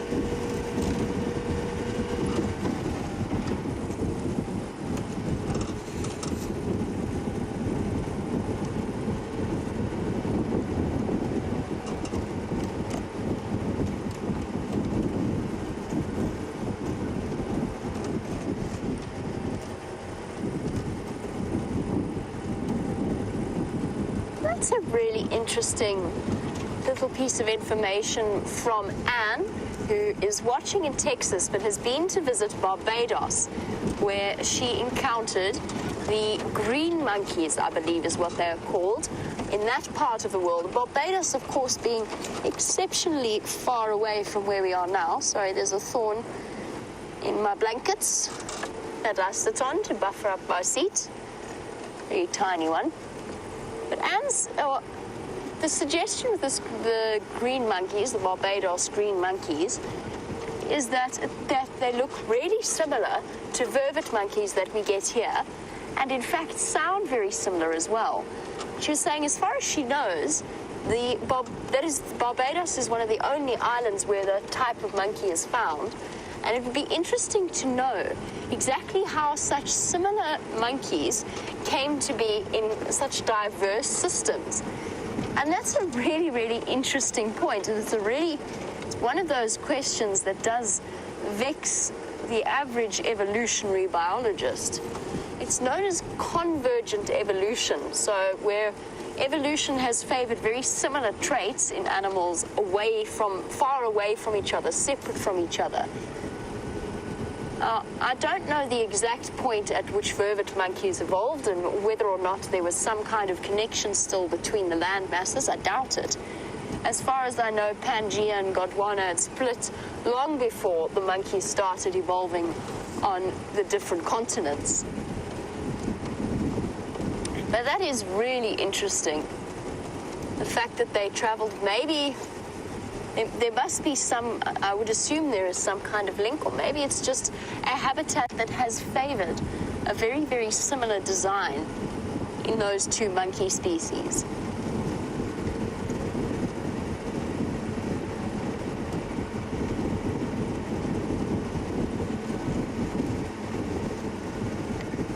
Imagine how on earth we got, or how a monkey that looks nearly identical to our vervet monkeys wound up in the Caribbean, miles and miles, thousands of miles away from where we are now. That's fascinating, and I really am very grateful for that information. I'm going to be doing some looking up or researching on them.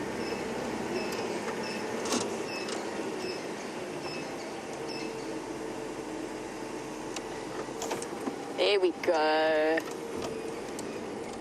Okay, we have an answer.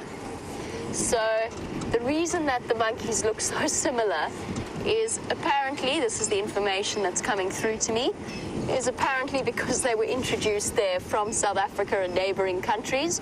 The slavers brought them as pets. Why didn't I think of that? That makes total sense now. Total, complete and utter sense. So the reason that they are so similar looking is because they're the same species, essentially. They're probably just adapted and become localized, and what's the word? It's a feral population, basically, that has gone wild once again. And just on the subject of having monkeys as pets, most of you will know that it is quite an ill-advised venture. We've spoken a lot about our personal opinions on having wild animals as pets, but monkeys in particular are or can become exceptionally aggressive, particularly once they're very cute as the babies, but once they reach sexual maturity, they become protective over one member of the family, and they bond with one person or maybe a couple of people, and then become very territorial and very defensive around that person. So if you ever did find yourself in possession of a monkey, you better hope that you never want to have guests around to your house or anything like that. But as I said, definitely not, or as I have spoken about before, definitely not fair on the animal itself. But there we go, we have an answer. Well, very well observed that Anne managed to match up or see the similarities between the species. But nevertheless, we have an explanation, and it is just that they are exactly the same.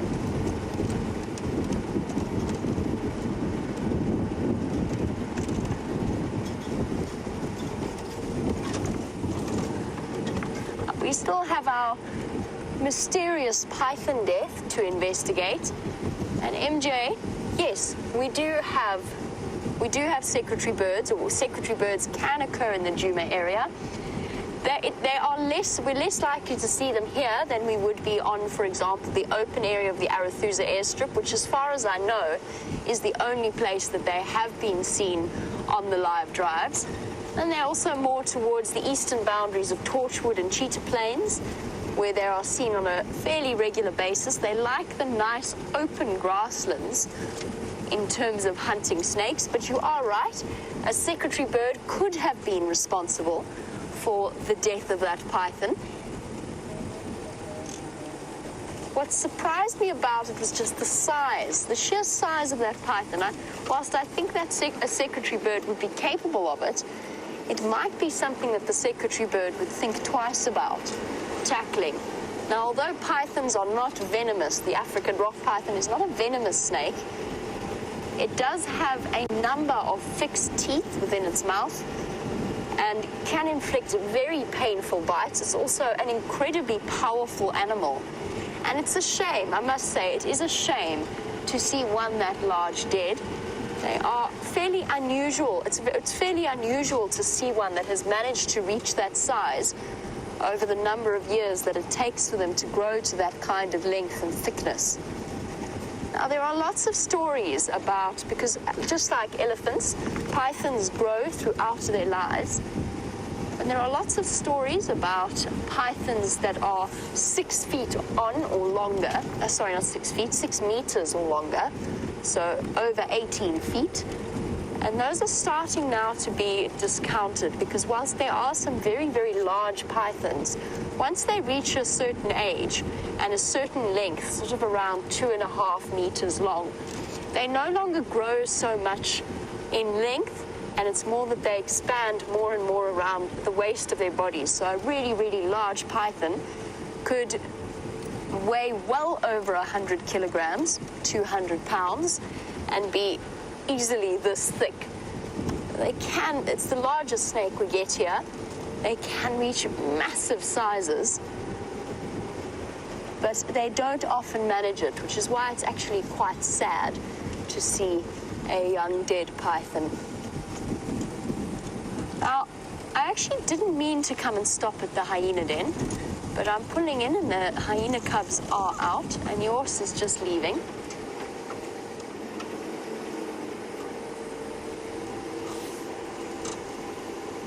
Now, it might be worth doing a quick stop off just to see. I wasn't planning on coming here. I was just trying to follow up on where I thought those alarm calls might have been coming from. Lots of nice vocalization, though.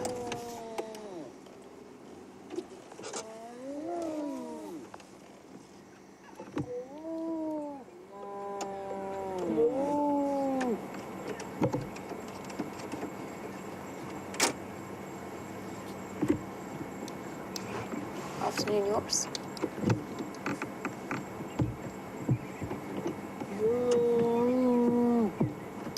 Copy that, thanks. I'm just going to bypass here. Oh, look at this. We can't really leave now, can we? Not when they're being this entertaining.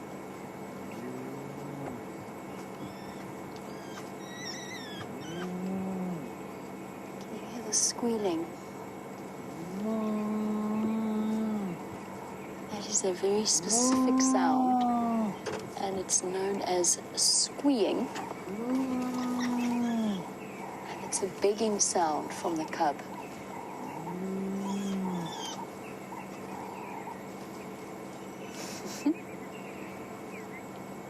We had the most extraordinary sighting yesterday with the matriarch disciplining her 2 cubs that were being wayward and naughty and moving too far from the den site. Look how brave these cubs are getting. Coming right out towards the main road.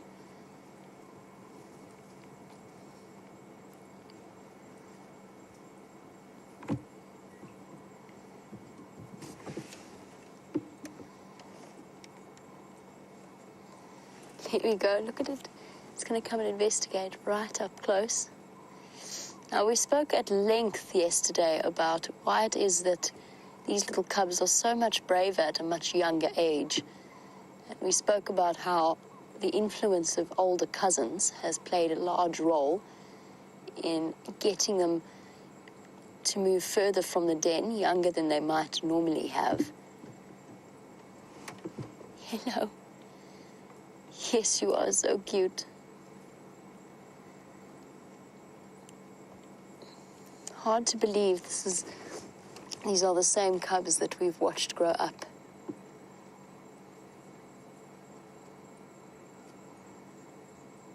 See the curiosity in them, constantly learning and experiencing. And if that older cub were to come a bit closer towards us, I think that the younger ones would be tempted into doing the same. Now that looks to me like November. Oh no, maybe it's a little bit too smaller. Something obviously smells very interesting around this road. This is an absolutely stunning sighting.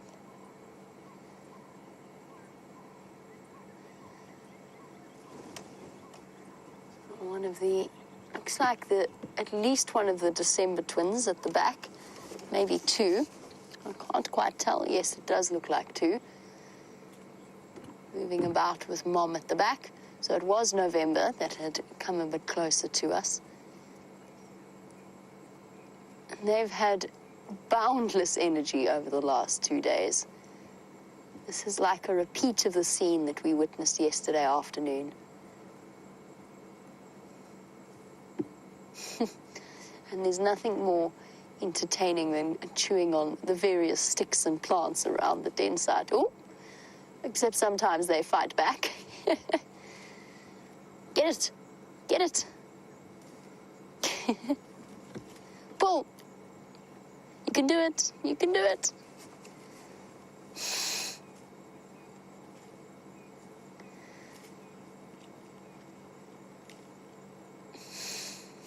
Oh, now I want to join in. This bush looks like more fun than the one I was playing with.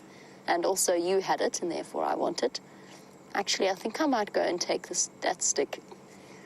They are so entertaining. This is my favorite age to observe hyena cubs. They're brave enough to start, and coordinated enough, most importantly, to start exploring their outside world properly. But at the same time, they still retain that innocence and cuteness of youth. Hello, gorgeous girl.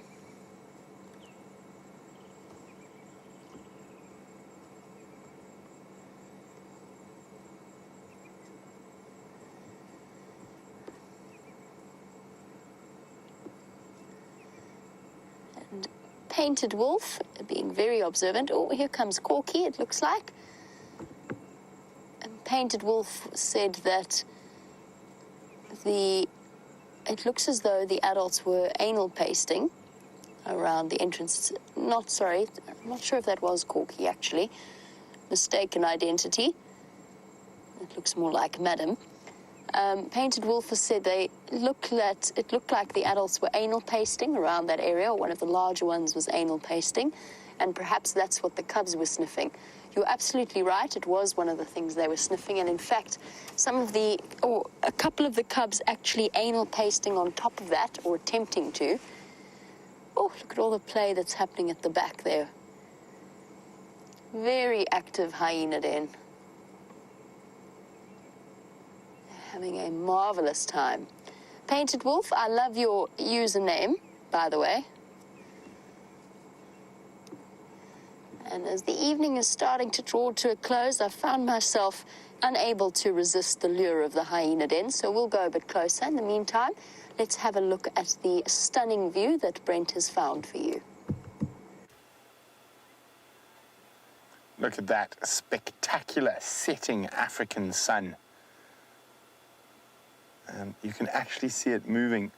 It's going to pop behind that cloud bank shortly. Look at that, isn't that special? It's always a good time to sit quietly, watch the sunset, listen for potential alarm calls. When I'm on the and listen to Ephraim talk lots of noise on the radio. Just turn that off quickly while we're enjoying this spectacular, peaceful view.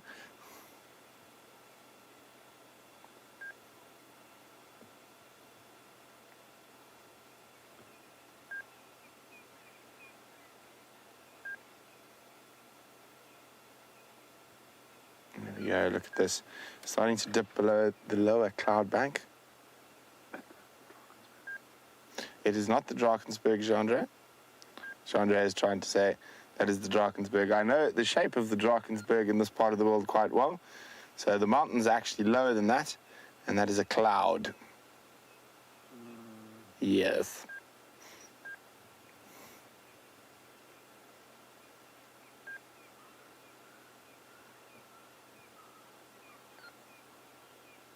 It almost seems like it's paused for a second there.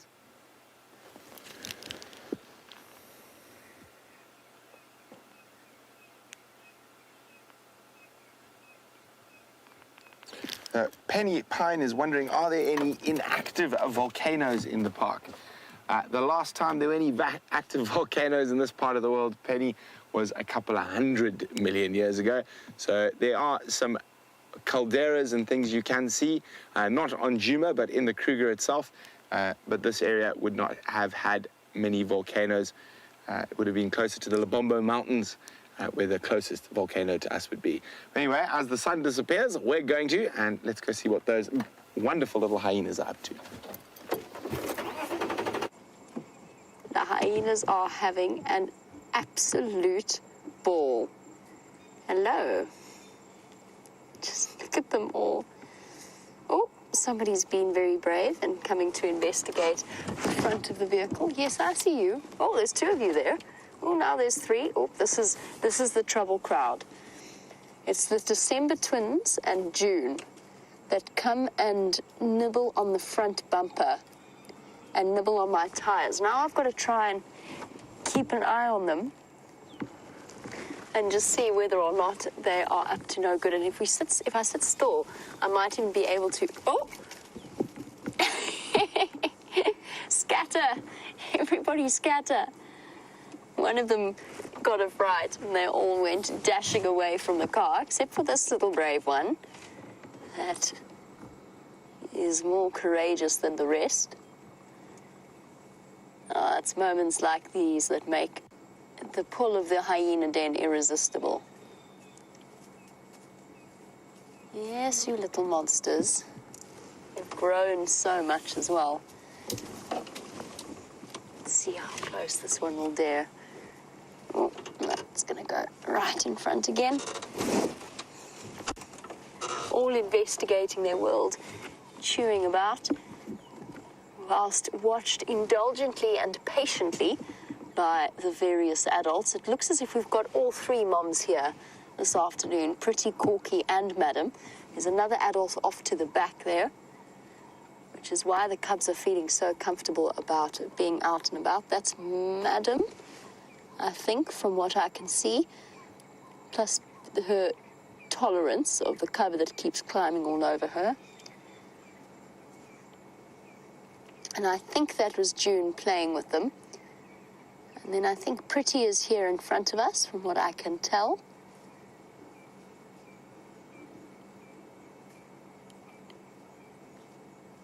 And then that would make Corky at the back. Very difficult for me to see exactly from my angle, but either way, we've got all three mothers here. Oh. Back onto the road. So nice to have playful company. Imagine just one lonely hyena cub being raised in a den site would be exceptionally bored, having to entertain itself. Luckily for them, they've all got company and companionship of roughly the same size, so they can play fight, build up the skills and the coordination and the strength that they will need in their adult lives. And they can afford the energy to do this. The milk of a female hyena is one of the richest of any of the mammal species out here. And they know that they will be, particularly the cubs of the high-ranking females, will be provided for up to a year and a half. What has that one got? A branch. Nothing like a good game of tug-of-war. I spoke about this yesterday, the fact that as soon as one gets something, the other one wants it. Doesn't matter what it is. Oh, there we go. Still in possession of it.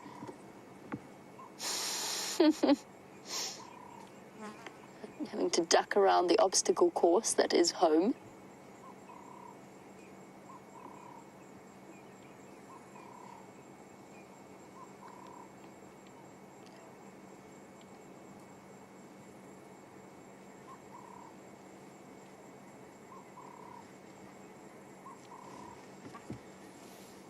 Oh, we've spoken before about what we should nickname flat hyenas when they're passed out sleeping. We always talk about flat cats and log dogs.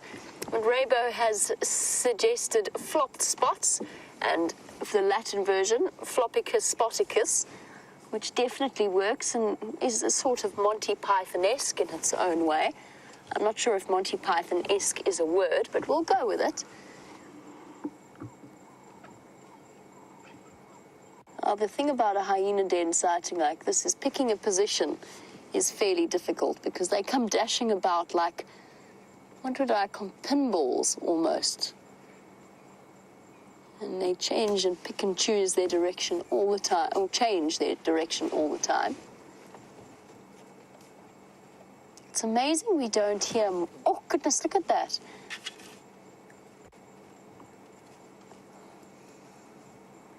It's amazing that we don't hear more squeals considering how roughly they play.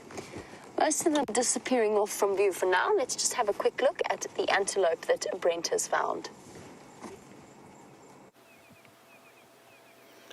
So the rutting season is setting in quite prominently now, and we just had a male making a huge racket and chasing some females around. Hopefully he's going to do it again shortly. And look at them all enjoying this lovely green grass. Murphy's Law, as we pop the camera on, he stops making a noise.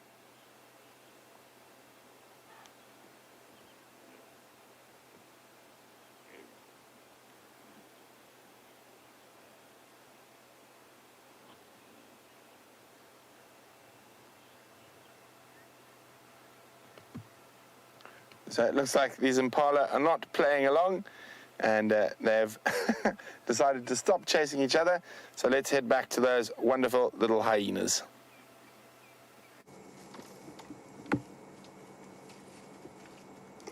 The cubs still being highly entertaining, dashing about in a tumble of cubs.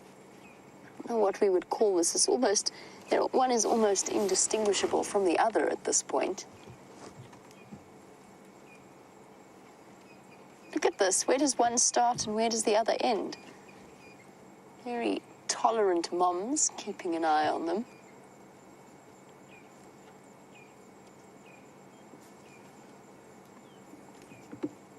Oof.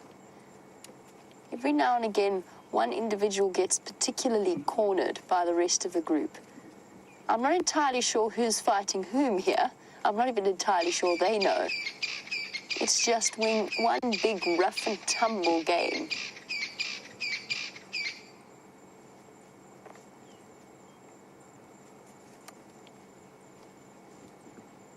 Complete chaos.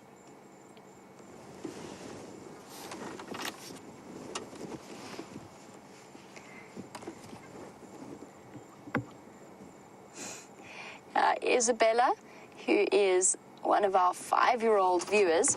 Isabella, you were saying, why am I calling them monsters? Because you thought that they weren't bad like they are in The Lion King. Isabella, you are absolutely right. I'm calling them monsters playfully. That's like we've got some strobe lighting happening here at the hyena den. Isabella, I'm calling them monsters. It's like a nickname. It's my way of feeling affectionate or showing affection and love towards the hyena cubs. So I don't mean monsters like they're horrible, because you are right. The hyenas in The Lion King are absolutely not, or hyenas in real life are not bad guys. They're not like the hyenas in The Lion King. And just looking at them playing like this, you can see how cute they really are. Amazing this sub-adult is, playing with all of the cubs at once, and basically has created a game of tag. It's like an older babysitter entertainer. Whee!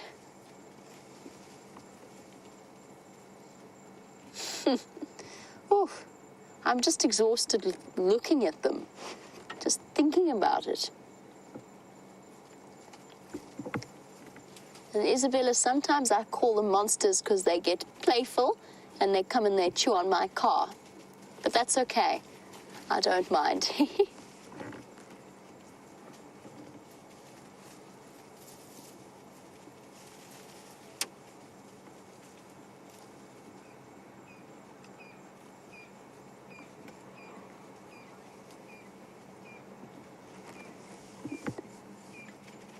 Watching them gamble about, it's nearly impossible to identify one individual to the next from the next as they run around like this. Not just that, hyenas and hyena cubs, it's very tricky for us. And you'll notice when I refer to them as the cubs by names, I generally don't refer to male or female. I don't really use he or she. And Darlene has been doing some research on hyenas and said that male bellies curve up towards the hind legs, whereas females don't. And have I ever been able to use this as a method for identifying the difference between males and females? For those of you actually watching and unfamiliar with hyenas as a species, this needs a bit of background clarification. Because with most mammals, this is such a mad race. I'm actually going to try and reposition because most of it is happening behind a tree.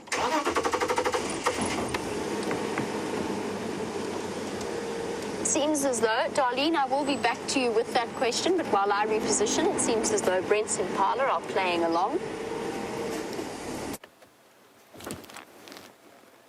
So, Murphy's Law, as we cut away, that impala leapt across the screen, but it seems to be calming down a little bit. We can stay with him. Oh, wait, there we go. Here he comes. There's the male. Trying to sequester his harem before the breeding season starts in earnest. Let me just reverse back.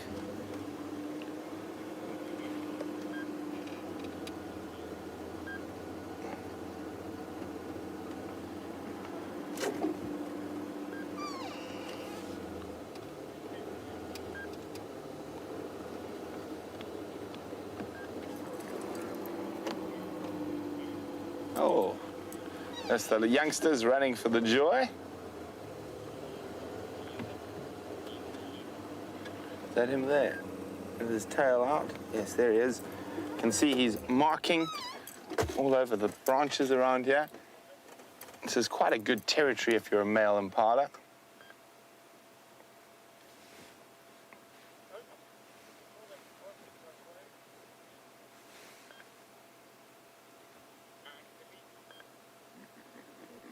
There you go. You hear that? Okay, let's quickly jump. Oh, wait 1 second. He's going to take off. Is he going to do it for us this time? There we go. Pandemonium.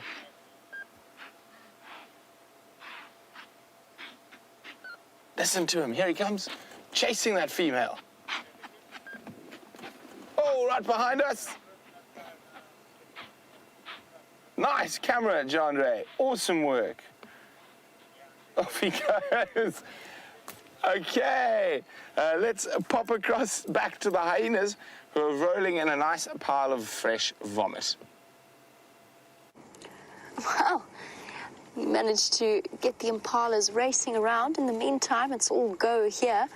It seems as though vomiting in the hyena clan is very much a family affair. Madam got up to vomit, and then the rest of the cubs tried to gather to eat it and to roll in it. She wanted to eat it again. So she wasn't very happy about that. Pretty then came to investigate the scene. And all in all, a bit of chaos. Yummy.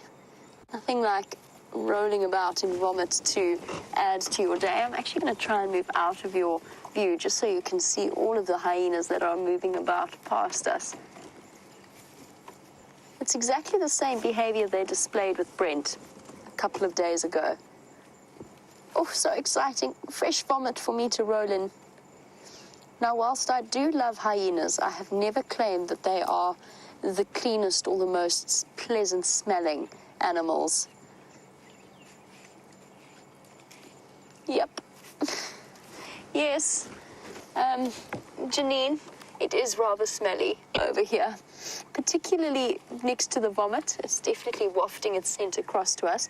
So interesting how Pretty came to investigate the whole deal as well. She came right from the back to come and see what was going on. They've all moved off in that direction. One of them still quite happily ensconced in the vomit. The rest of them in front of me here.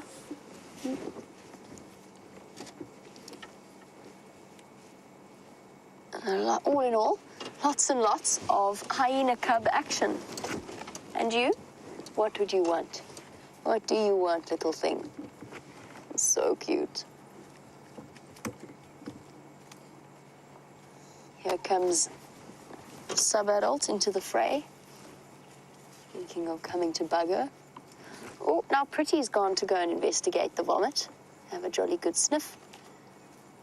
Decide what she wants from it there. It's so interesting the way they all interact around that particular aspect of things. So, Darlene, we were in the middle of answering your question. You notice whenever I talk to the hyena cubs, I refer to them as I refer to them with very gender-neutral terms. That's because spotted hyenas are one of the most difficult animals to sex out here.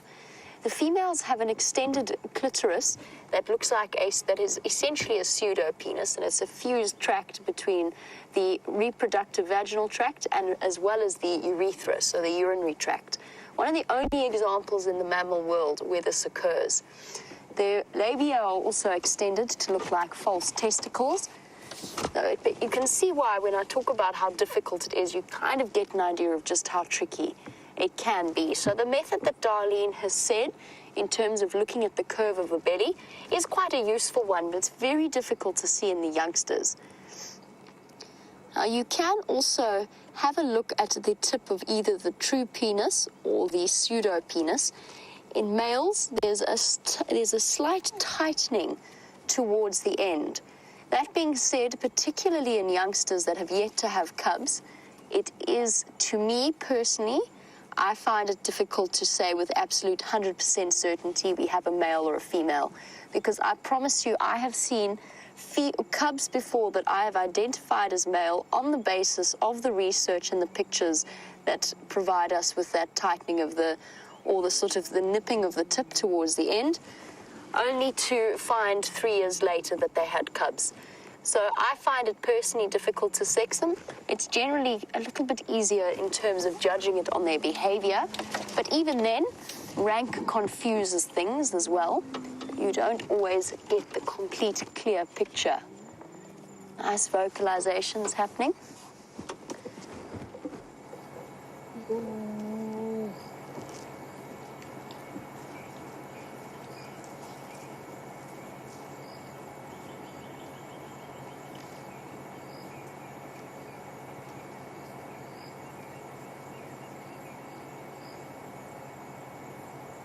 All gone quiet now. So, but that being said, Darlene, that doesn't mean that we haven't got a very good idea of the males and the females in this clan. Obviously, we know with the mothers of the cubs what sex they are. And as the cubs have started getting a little bit older, it's become more clear whether or not they are a male. So for me, November is almost certainly a boy. But never say anything certain with spotted hyenas. They can confuse you so easily. They've moved off behind the den, and I'm actually going to take this as an opportunity to leave them. It is too dark now for us to really get a good view. And as you know, we don't put spotlights in the den. That and the fact that I actually wasn't really planning on stopping by here anyway. I just couldn't resist when following up on those alarm calls, since they were all right out in the middle of the road. But we'll say goodbye to our spotted hyena cubs for now, and we'll carry on with our search. Who knows? Perhaps there's a leopard wandering around Gallagher Pan. I think that's our next port of call. Oh, goodness, somebody got a fright. There was a cub there was always one cub somewhere around here. Raced away from us.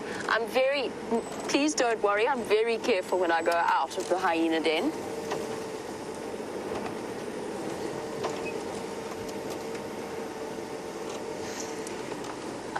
They did have a little bit of an argument over who got to roll in the vomit, roll in Madam's vomit.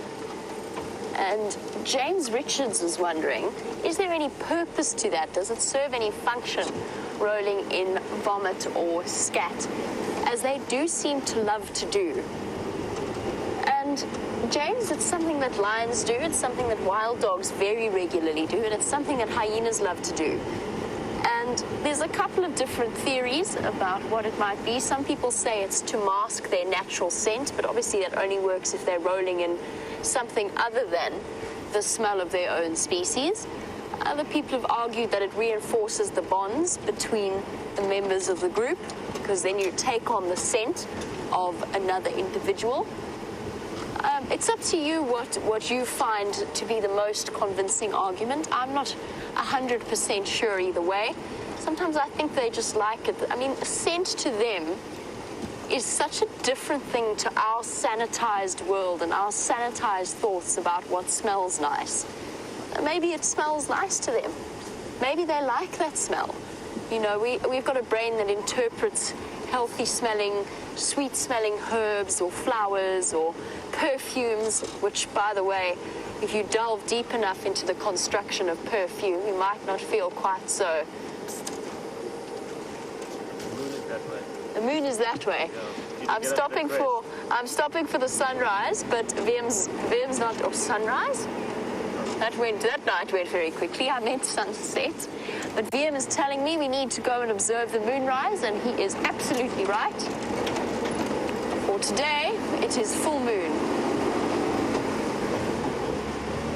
Let us go and see if we can get a nice view of the moon peeking over the horizon. It was so funny. VM just looks at me as I stop with the sunset and goes, no, that way. Time to go that way. Did you actually see it, VM? Coming up. Cool, let's go.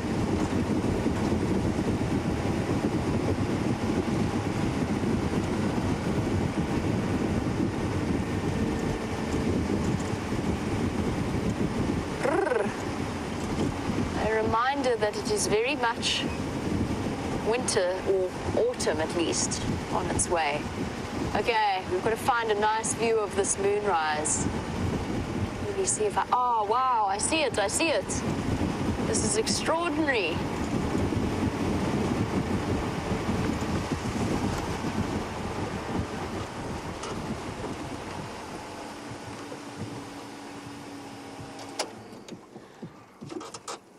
This is so beautiful.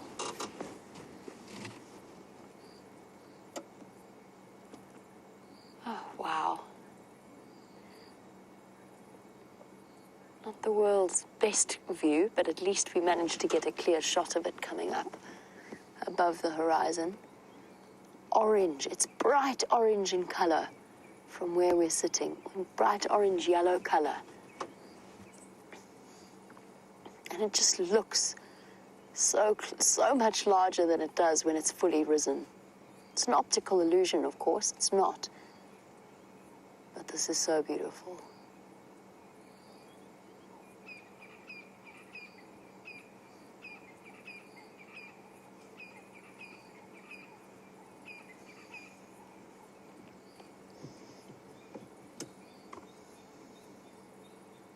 Just taking this opportunity to take in the sounds of the night.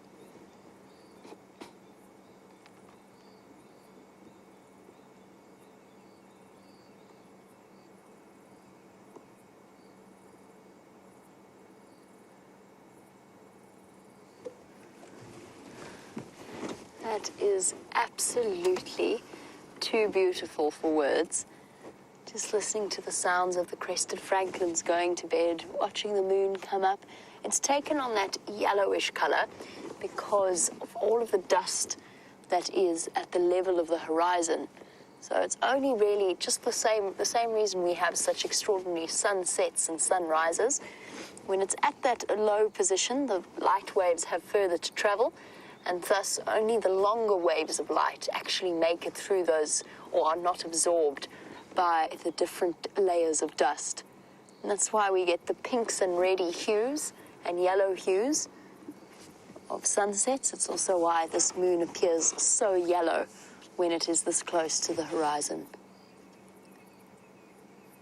As an interesting aside, the mosquitoes are back. I'd be quite happy to just sit and watch it move through the sky. But there are other animals to find, other things to go and do. It's time to go off in search of our whatever gave the monkeys a fright. Mvula. Mvula. Wiem says mvula. Let's see if he's right.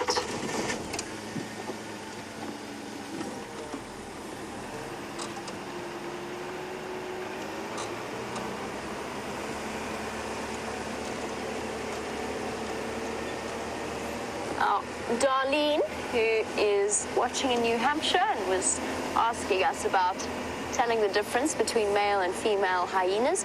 VM, do you think we could turn on my headlights as well as I go around back past this corner? Thank you. Darlene was wondering, as night starts to fall, and particularly as we've spoken about the fact that the winter is the best time for viewing nocturnal animals, Darlene was wondering, you managing there? You good? Thank you. Darlene was wondering if we'll ever have a chance to encounter a Cape fox. Darlene, it's unlikely. In fact, it's next to impossible. So Cape foxes are arid species. They occur far further to the west of where we are now. I have seen them before during my time spent in the Kalahari Desert. They are extraordinary little creatures and the only true species, fox species, that occurs in South Africa. In terms of other animals that we could see out here, that you might be able to see out here, thank you very much, Biam. The closest fox-like animal you would see is a jackal. Now, interestingly enough, the populations of jackal in an area seem to go through peaks and troughs on a sort of 5 to 7-year rotation.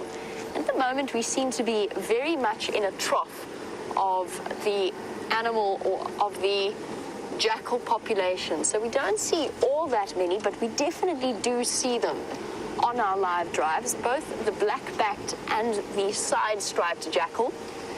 And very much like the foxes in North America and in Europe, they fill a very, very similar ecological niche. They feed on the same things. They're very opportunistic feeders. They'll feed on insects, small rodents, frogs. They will eat fruit, anything that they manage to scavenge. They will brave lion kills in order to go and feed off the scraps. So that is something that you could see that is very fox-like in appearance and definitely part of the true canid family, and one that we are always keeping a lookout for. One of my, I don't know if I would call it most embarrassing moments on these live safaris, but it certainly wasn't one of my triumphs, was when I raced away from a leopard sighting because I thought I'd seen a wild dog running past. It was with VM, actually. It was with VM as well. And I was convinced I'd seen a wild dog running past, and it turned out to be a side-striped jackal. At least I suppose it turned out to be something in the end.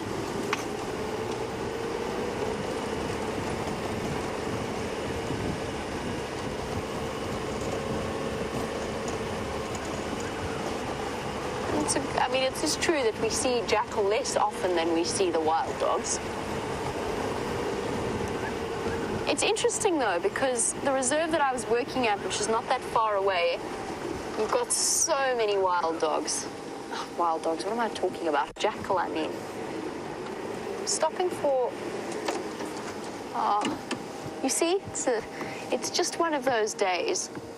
I was stopping to show you the call of the nightjar, but it's just flown away.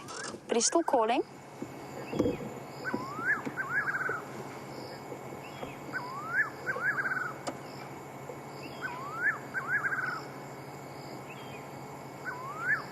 Isn't that a beautiful call? I love that sound. It's such a beautiful sound. The sound of summer, or African summer nights in the bush, that exemplifies the sort of, I have it so closely associated with nights in the bush. It's a beautiful sound. It's one I find impossible to imitate. I've never managed it. No, definitely not going to work.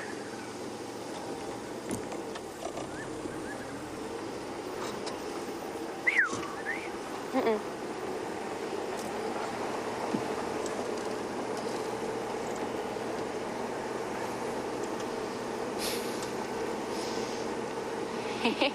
And Lenny in Pennsylvania, as I drive along and keep an eye out, for example, passing inyalas, one racing across the road. Lenny has said that whenever I answer a question and look back at camera, I get a little bit concerned and watch the road in front of me just in case. Lenny, it's something that I still am learning to do, and obviously to look back at the camera and to speak to you guys is a crucial part of what we do, because it's our way of talking to you.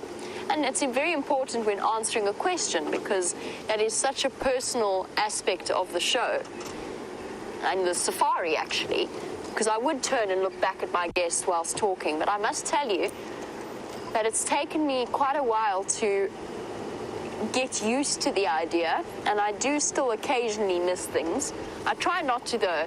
The one thing that you've got to learn about being an efficient safari guide right from the beginning is when focusing on the road, you don't focus too far or too close to the vehicle itself. You try and scan as far as possible ahead of you.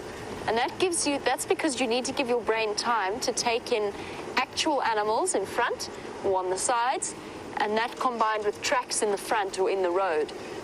So by scanning far as possible ahead of yourself, you make sure that you don't drive over tracks without seeing them or miss any animals that might be in the bush at the side. And I always tell and I've spoken about this before, but I always used to tell my guests to imagine their brain like moving a spotlight, because when we move the spotlight like this, seeing an animal, its eye shine immediately jumps out at us. And I've tried to explain to my guests that was the way they should go about looking for animals. When you relax your mind, yes, you concentrate on looking, but you don't concentrate specifically on one thing. When you do that, your brain will actually tell you when there's something out of the ordinary, or if there's movement, or if there's some kind of animal. Otherwise, what ends up happening is that you get stopped on a regular basis, or you stop yourself on a regular basis for things like log cats and termite-bound leopards and whatever else your brain might decide to make of them. Something I forgot about, I know that Brent was chatting about this earlier, and he was speaking about, oh, sorry, you've got to turn the car off before you take your foot off the clutch. He was chatting a bit, sorry, Liam, try not to throw you off the vehicle.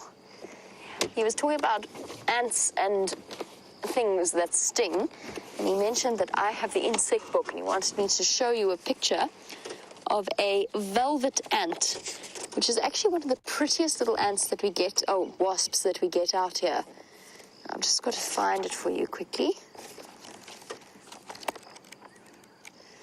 Now, there you go, Ravi. I hope you are still watching. This beautiful little creature down here is called an ant. It is called a velvet ant. It is, in fact, a wasp. Now the females crawl, only the males can fly, and they will swoop down and grab the female, mate in mid-air, and then once they are done, just casually drop her. They don't really put her down. They just drop her and leave her to go about her daily business. But just look how different the male and the females look. They look almost like different insects entirely. And then she will go off and find the pupa or larvae. Oh, sorry, can't speak this evening. Pupa and larvae of various wasps and other insects and bees and flies and beetles, and she will go and lay her eggs in those larvae themselves. So she's a parasite, a brood parasite, or a parasite of other smaller insect species or larvae. There's spider webs trailing all over the camera. So Ravi, that is what a velvet ant looks like. I have sat on one once. I've been stung by them. I wouldn't say it was the most pleasant experience in the world. It's not the worst. But it burns. It burns like a wasp sting burns.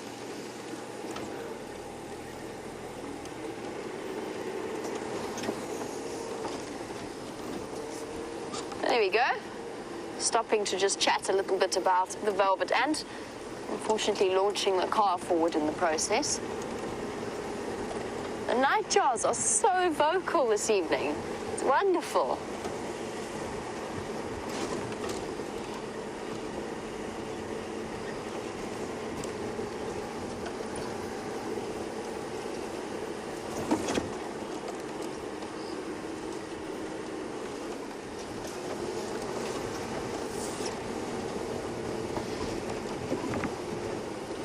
Just to go back to what I guess must have been my most exciting sighting of the afternoon, that python. Jilly in the UK, Jilly was wondering how long would that python have been dead and would vultures have been feeding on it.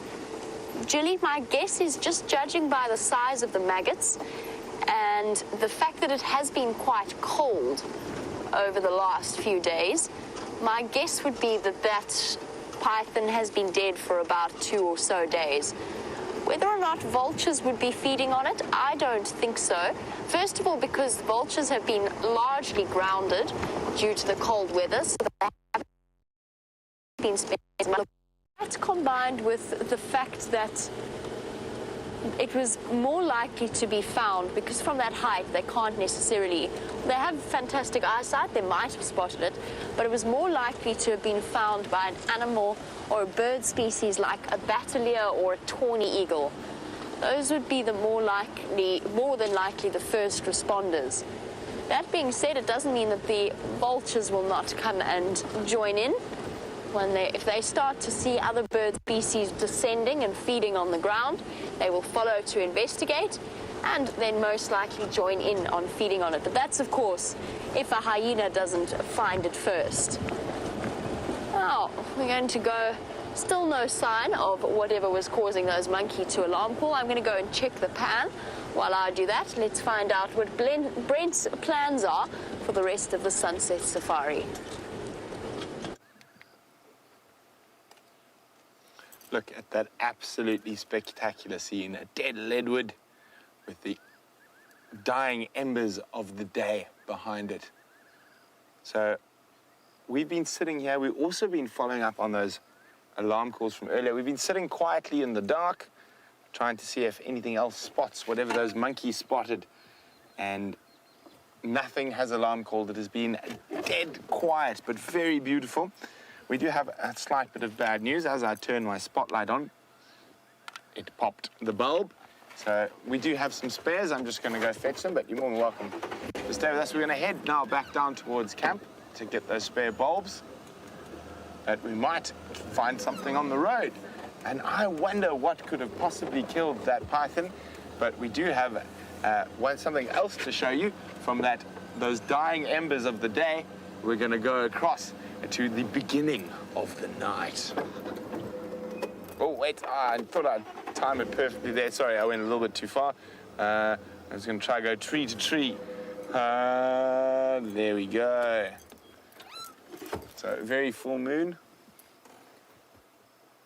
Behind not a dead leadwood this time, but a dead knobthorn. Beautiful, beautiful. Now, not the greatest time in the world to be a predator. Clear skies, full moon.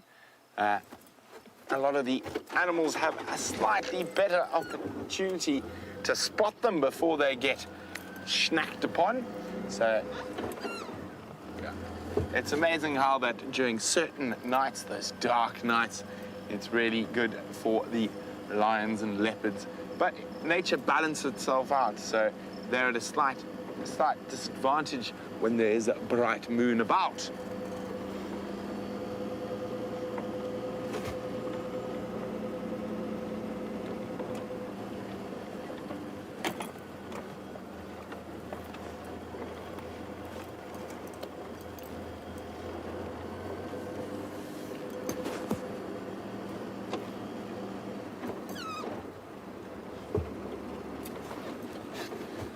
So earlier we had a quiz about how many cat species are found in the Greater Kruger, could possibly be seen on Djuma.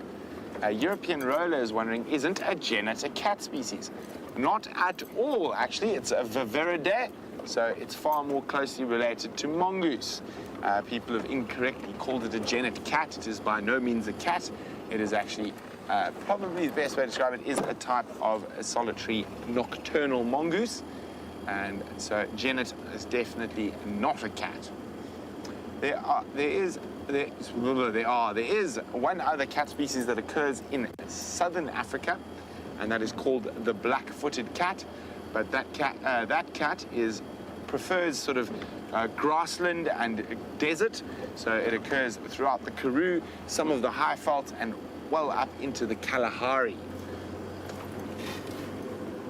There are a few other cat species that occur in Africa, but further to the north, you have the African golden cat, which is endemic to the Congo Basin rainforests.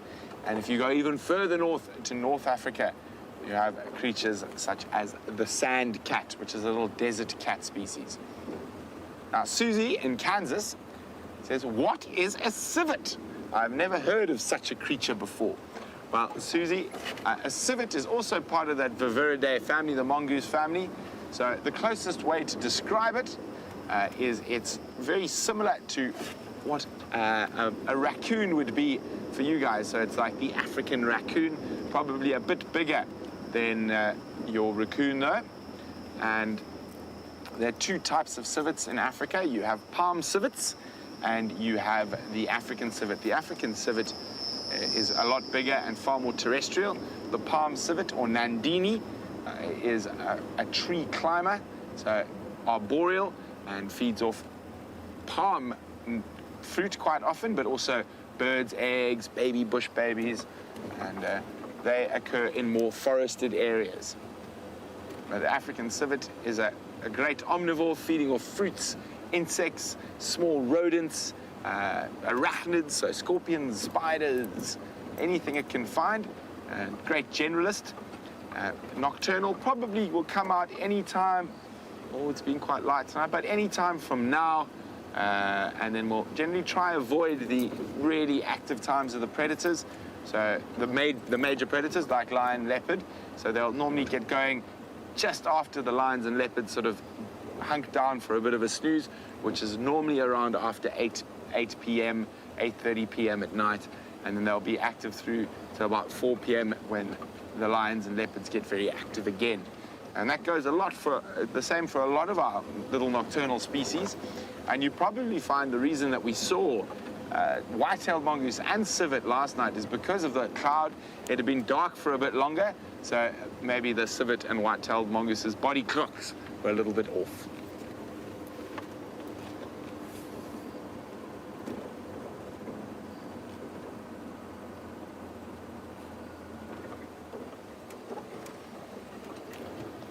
Raisa would like to know if I've ever seen one of those black-footed cats. Raisa, I have been lucky enough to see them. I've seen them quite a few times in Botswana, in the central Kalahari. Very pretty, quite a bit smaller, not tall like an African wildcat, so quite petite. The cat species that plagues me the most, that I have not seen, especially after spending a year in the Gabonese rainforests, is the African golden cat. I found their tracks, I found their kills. I just couldn't find one. Managed to find leopards on foot in the forest, but no golden cats. So I think for all the cat species in Africa, I'm probably only missing 3 or 4. Oh, not even that. I think maybe even 2. I think it's the golden cat and the sand cat. There might be one other species I might be forgetting, but I don't think so. I can double check. But hopefully in the next couple of years, I'll be able to see both of those species at some point.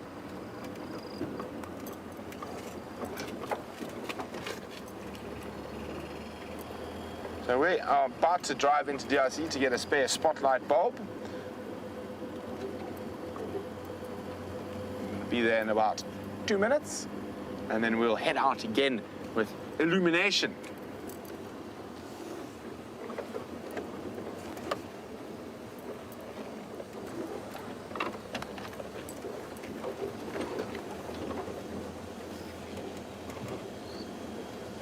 So we're about to arrive in camp.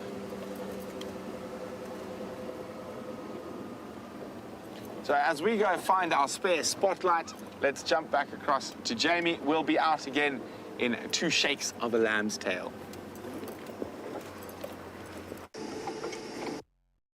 Oh, wow. Brent gets his spotlight bulb. I think I've just come across what looks like it might be a drag mark. It's so difficult to see at night in this light. There it is. I lost it almost completely. Nope, it's not a drag mark. My apologies.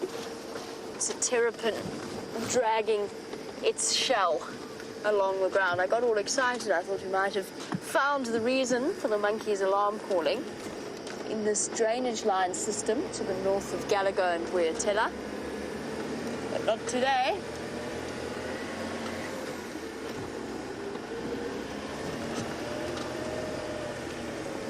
We'll keep listening to the sounds of the night. And I am going to go and stop for that moon again.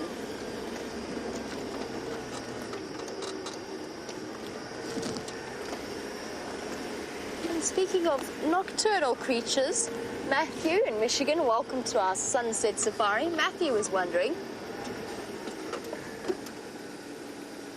Sorry, Matthew. I've got a short attention span at night because I keep listening to the sounds of the bush. I can hear a Scops owl. It's going to be very difficult to find in the jackalberry tree. Matthew was wondering if we have skunks out here and or a little bit more about what they might be like. Matthew, we don't have any true skunks, but we have animals that are very similar to them and in a very similar family. So in terms of looks, a striped polecat, and I will stop in a moment and show you a picture. A striped polecat looks very similar to a skunk. But in terms of behavior, perhaps a honey badger comes a bit closer in the way in which they behave. So whilst they cannot spray in the same way skunks can spray that foul-smelling odor, they can and do have an anal gland that they are capable of emitting a fairly foul-smelling stench from. There's a couple of different animals out here that all belong to related families to the skunk. So the mongoose also have those anal glands, as do the genets and the civets, as well as the striped polecats. All of them will have those anal glands capable of emitting a strong odor, but not spraying it in the same way that a skunk is able to.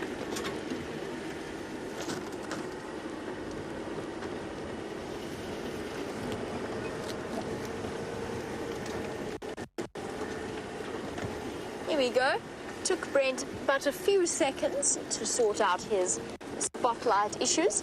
So let's have a look and see how well it's working.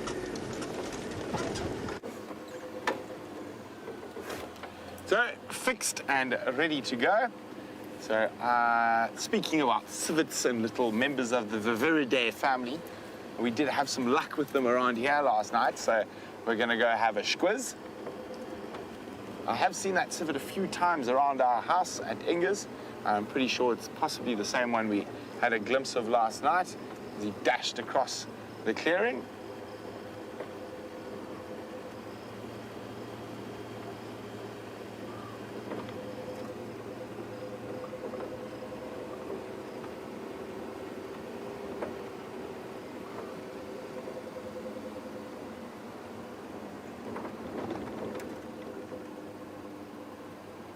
Safari Dean is wondering whether a civet is related to a raccoon. He says their faces look the same to him.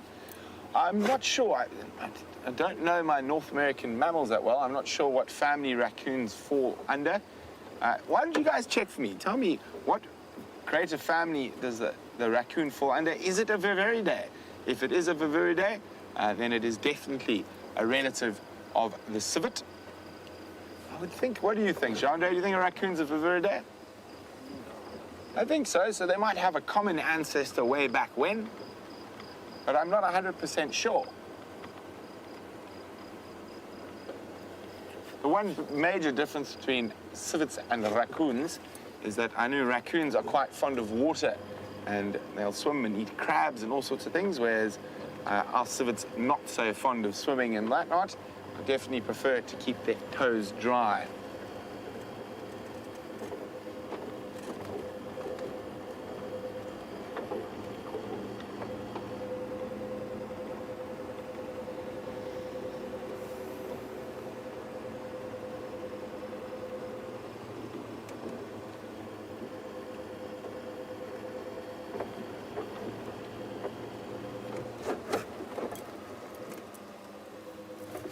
Spotted an eye in that little thicket there. This is where a guy If anybody is still interested, might that are still on the KB boundary. be sleeping during the day. Haven't gone in yet.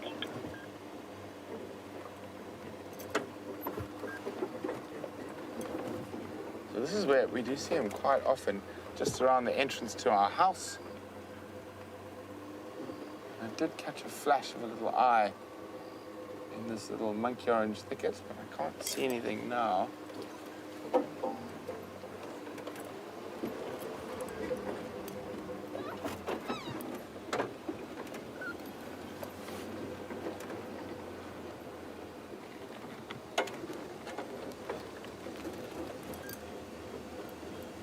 So what we'll do is we're going to do a loop back down towards the Juma Pan and the Gari Dam and see if there's anything there.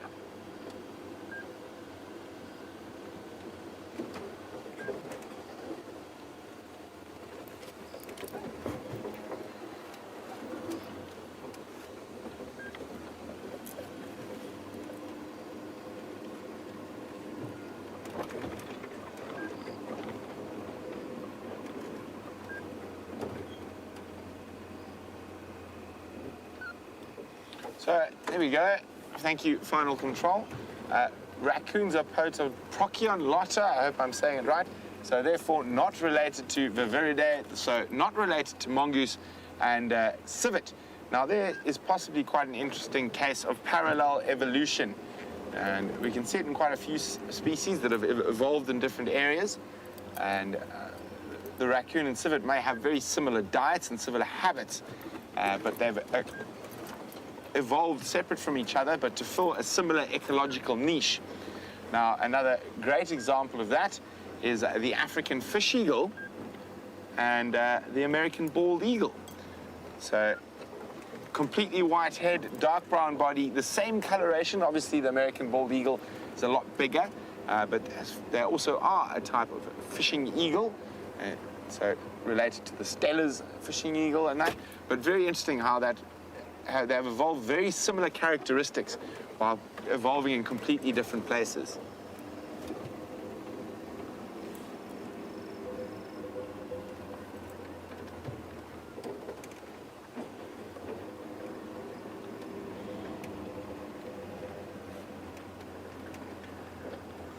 So Ryan is wondering, do we get crowned eagles in the Sabi Sands? Ryan, it is possible, but highly unlikely.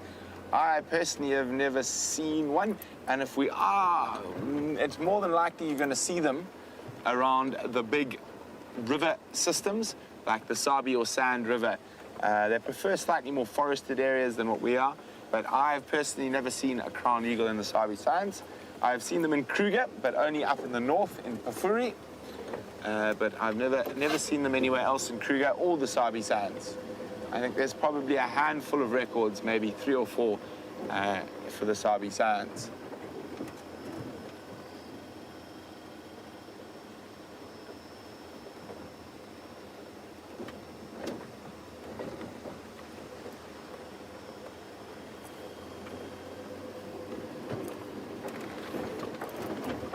So, a big hello to Jane, who's on Twitter. She says she's so thrilled to have found Safari Live. It reminds her of her time in the Serengeti. Well, Jane, this is a little bit thicker than Serengeti, but great to have you on board. And don't forget, we'll be out looking for the wonderful beasts of Africa again tomorrow on the Sunrise Safari. And there is a little beast of Africa. He's a bit far. You got him there, Jandre.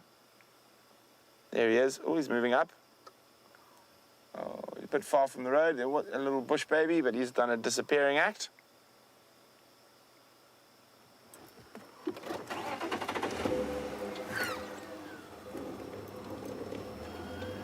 Okay, so this is where we had the white-tailed mongoose out feeding on these open areas here last night. So that's what we're going to come check for now.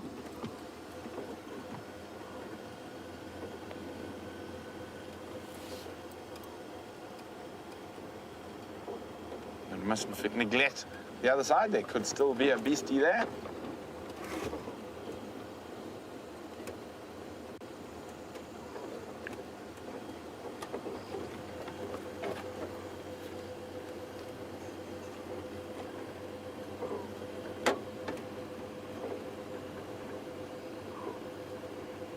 I can hear a little Scots owlet. Sounds like, where does he sound like he is? In that jackalberry. Let's go see if we can find him. One of my favorite little nocturnal birds.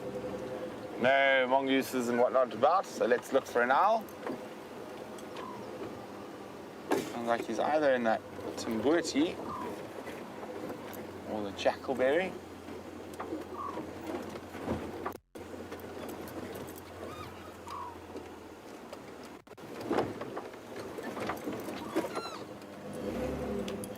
Ravi in New York would like to know, is a dwarf mongoose an omnivore or a carnivore? It is an omnivore, but it is a member of the family Carnivora. So they will mostly eat insects and things like that, and little rodents, but they do also eat fruits. Ravi says doesn't see a huge amount of fruit trees in this area. But Ravi, speaking of fruit trees, we've got... Oh, I've got a bug in my ear, sorry. You really don't want them to get in because it is quite painful when they buzz inside your ear. So there's a little worry. They produce fruit. I think maybe, Robbie, you're not seeing big fruit, but I think they produce the tiny little berries that are fed on. This big jackalberry off to the left here produces a very tasty fruit, but also very small. Actually, one of civets' favorite trees to feed off fruits is the jackalberry. And even jackals have been known to eat jackalberry fruit. Imagine that. That's where they got their common name. Unfortunately, it sounds like those little owls are a bit too far down into the drainage in that Timbuti tree at the back there. Okay, let's continue to check.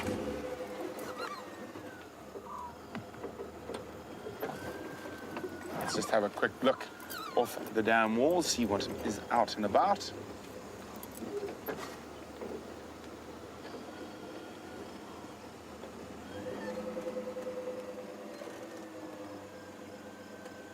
Well, unfortunately, very quiet this evening.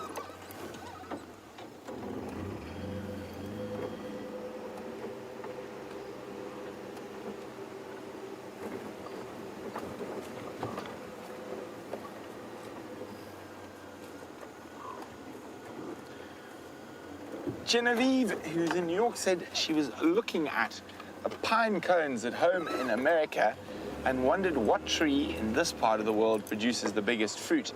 A few of them produce quite nice big fruit. The baobab produces fruit of about this size, but by far the champion of the fruit challenge in this part of the world is the sausage tree, Kigelia africana. And the record for a sausage is about 1.6 meters and weighing in at 9.5. Here is the African sausage tree.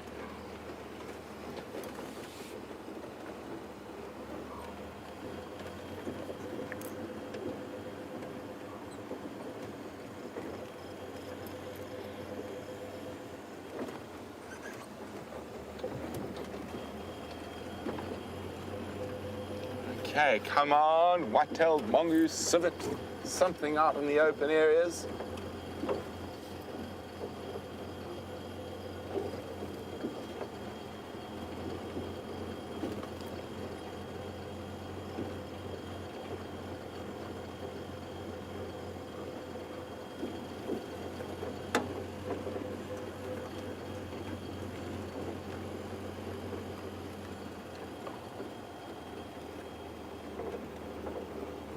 So Safari Dean has gone one step and done a photo comparison between a civet and a raccoon. So have a look at that online. I'm pretty sure that'll be on Twitter. And James Richard said raccoons are actually in their own family. And I can't remember how to say what that family was called now, just off, oh, sorry, Inyard. Procinidae, there we go. So very interesting, but definitely an argument for some parallel evolution there.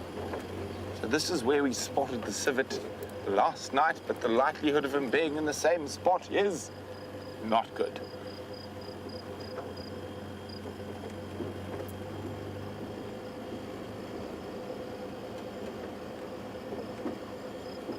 So after a busy night of little critters last night and big critters, this evening doesn't seem to be that busy.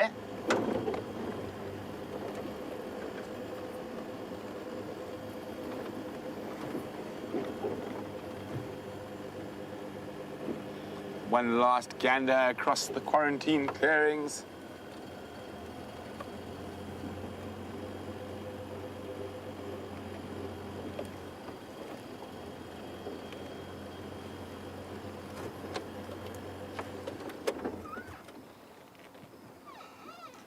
So thanks for joining us on this sunset safari.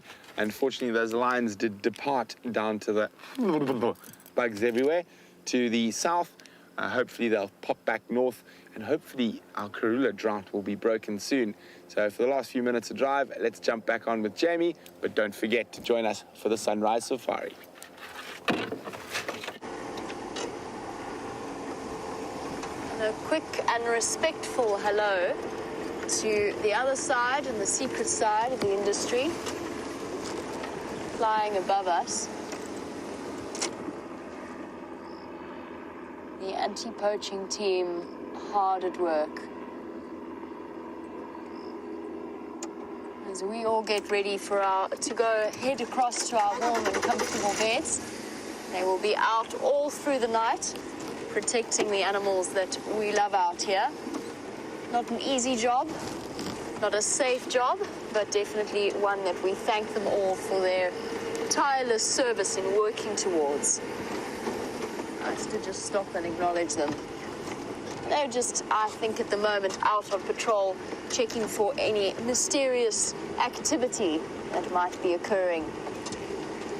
And as we draw to the end of a fairly quiet sunset safari, nevertheless, we've had some lovely elephant action, as well as that mystery of the dead python that we encountered, or that Steph found for us.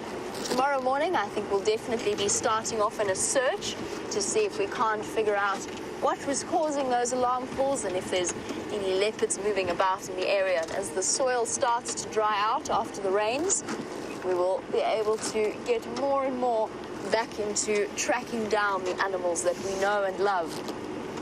And of course, there's always the possibility with all of the vocalizations of the male lions over the last 2 days that the Birmingham boys might decide to rejoin us on Djuma once again, responding to the calls of the Salatis up in the north.